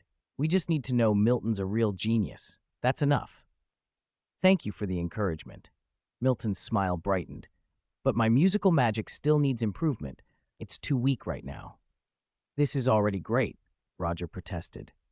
I never thought you'd prove Scott's hypothesis, Eddie admitted. I thought he was just talking nonsense, Roger added teasingly. Scott bristled a little. He'd meant his hypothesis as encouragement, not nonsense. Medea's demonstration had already shown that music could be a medium for magic. That was why he'd pushed Milton to try. You could use some suggestions, Milton said, looking to them. Roger scratched his head. Suggestions? We don't understand music. Keep practicing until it gets stronger? Eddie snorted. Scott offered a practical idea. You should pick pieces that correspond to different emotions to achieve different effects. Milton nodded. That's what I'm aiming for. Then choose a few of the most effective pieces and focus on them, Scott continued. Train them for different needs. Milton listened. Anything else? It's best if your magic can distinguish friend from foe. Scott pictured it strategically. If a war breaks out, like when the Death Eaters attacked Hogwarts, what would you do? Right now, your music affects everyone who hears it. What if you could buff only allies or interfere only with enemies? If you could control who your effects reached, you might influence the whole battle. Milton hesitated. That would be very difficult. Oh, of course it's difficult. Scott stood. But you, Milton, you figured out musical magic on your own. I believe you'll get there. Roger and Eddie chimed in. Scott's right. We're all optimistic about you. You have to believe in yourself. They piled on encouragement until Milton was grinning, fist clenched with resolve. I'll try my best. The new school year began. From the second day on, Scott was busier than usual. The students who had spent the last year at Beauxbatons needed time to readjust. Though they'd had classes, the curriculum and pace differed, and everyone had to catch up. Scott also devoted time to researching the two super spells, Gungnir and Yggdrasil. With Odin's Eye, all those experiments took place in secret within the space. He also couldn't shake the memory of sensing Malfoy in Nocturne Alley before school. It wasn't mere curiosity. He'd promised Dumbledore he'd help gather intelligence on the Death Eaters and Voldemort. So Scott sent Lambeau and a flock of crows to watch Nocturne Alley. Whether because of the alley's bustle or cautious Death Eaters, Lambeau had found nothing useful so far. The stakeout reminded Scott of something from the original work he had once read and nearly forgotten. Malfoy hadn't been expelled in that story. He'd been sent by Voldemort to kill Dumbledore and had repaired a vanishing cabinet hidden in the Room of Requirement, which allowed Death Eaters to enter Hogwarts. There were two matching vanishing cabinets, one at Hogwarts, one at Borgin and Berks. They linked. Even though Borgin had been killed by Scott, the dark shop still operated. It would be safer to destroy any Hogwarts cabinet entirely. On the Saturday afternoon of the first week, Scott went to the Room of Requirement's room where things are hidden. The place was a nightmare, clutter as far as the eye could see. After their previous farce, when a wand that absorbed magic had taken control of Fred and caused chaos, the room had grown only messier. House elves don't tidy a storage dump. Nothing had improved. To save time, Scott transformed into a peregrine falcon and circled the space. No cabinet. He searched more carefully on foot, yet still found nothing. He tried arithmancy, but the answer was vague. The cabinet was somewhere in Hogwarts, but he couldn't pin down the location. He called together all members of Babel Tower, including Helena. The twins perked up first. Can we start recruiting new members? Fred and George asked, already thinking of getting Angelina and Alicia involved. You can subtly talk to them about our goals, Scott said. If they're interested, they're welcome. But there's something more important today. Scott addressed the real reason he'd gathered them. Have you heard of the Vanishing Cabinet? We have. The twins, who had become fascinated with alchemy and oddities, took over. Helena added, Hogwarts does have a Vanishing Cabinet, but I remember it was broken. I don't know where the other one is. I once saw a Vanishing Cabinet in the Room of Requirement, the room where things are hidden, Scott said, then produced his magic mirror and opened a still image. This was taken when I sent the crows to investigate Nocturne Alley, he pointed. I suspect the other cabinet is the one in Borgin and Berks. Oh, Nocturne Alley, Eddie exclaimed. So that's why you felt Malfoy's magic. Are you worried Death Eaters will use it to infiltrate Hogwarts? Roger asked. Scott nodded. If someone repairs the link, they could sneak in. I wanted to destroy the cabinet in the Room of Requirement, but I couldn't find it. Luna blinked. Was it hidden by someone? I used arithmancy, Scott said. It confirmed the cabinet is still in the castle, but nothing more precise. Helena's expression turned serious. If someone hid it, what you fear could happen. We should tell the professors. Milton agreed. Report it to Professor Dumbledore. Scott opened communication through the mirror. A crow's silhouette appeared on the surface. Oh, it's Lambo, Luna greeted. Hello, Black Wing Lord. Hello, Luna, the crow seemed to answer. Any news? Scott asked. Has the vanishing cabinet been bought? Not yet, Lambo replied. Keep watching it. Let me know if anything moves. Scott closed the connection. If Borgin and Burke's is bought and we can find the matching cabinet here, we could set an ambush before they act. He looked at Helena. But this isn't something we can handle alone. Even if we find it, we mustn't try anything dangerous ourselves. Attacking Death Eaters is a job for the Aurors, Helena said firmly. Then let's find it as quickly as possible, Fred urged. We have to know where it is. Is there a way to check the different rooms the room of requirement can become? Scott asked. There are so many possible configurations. Can we call each one up and search them? Helena nodded. Leave that to me. Good, Scott said. You handle the room of requirement. The rest of us will search other parts of the castle, and I'll inform Dumbledore through the mirror.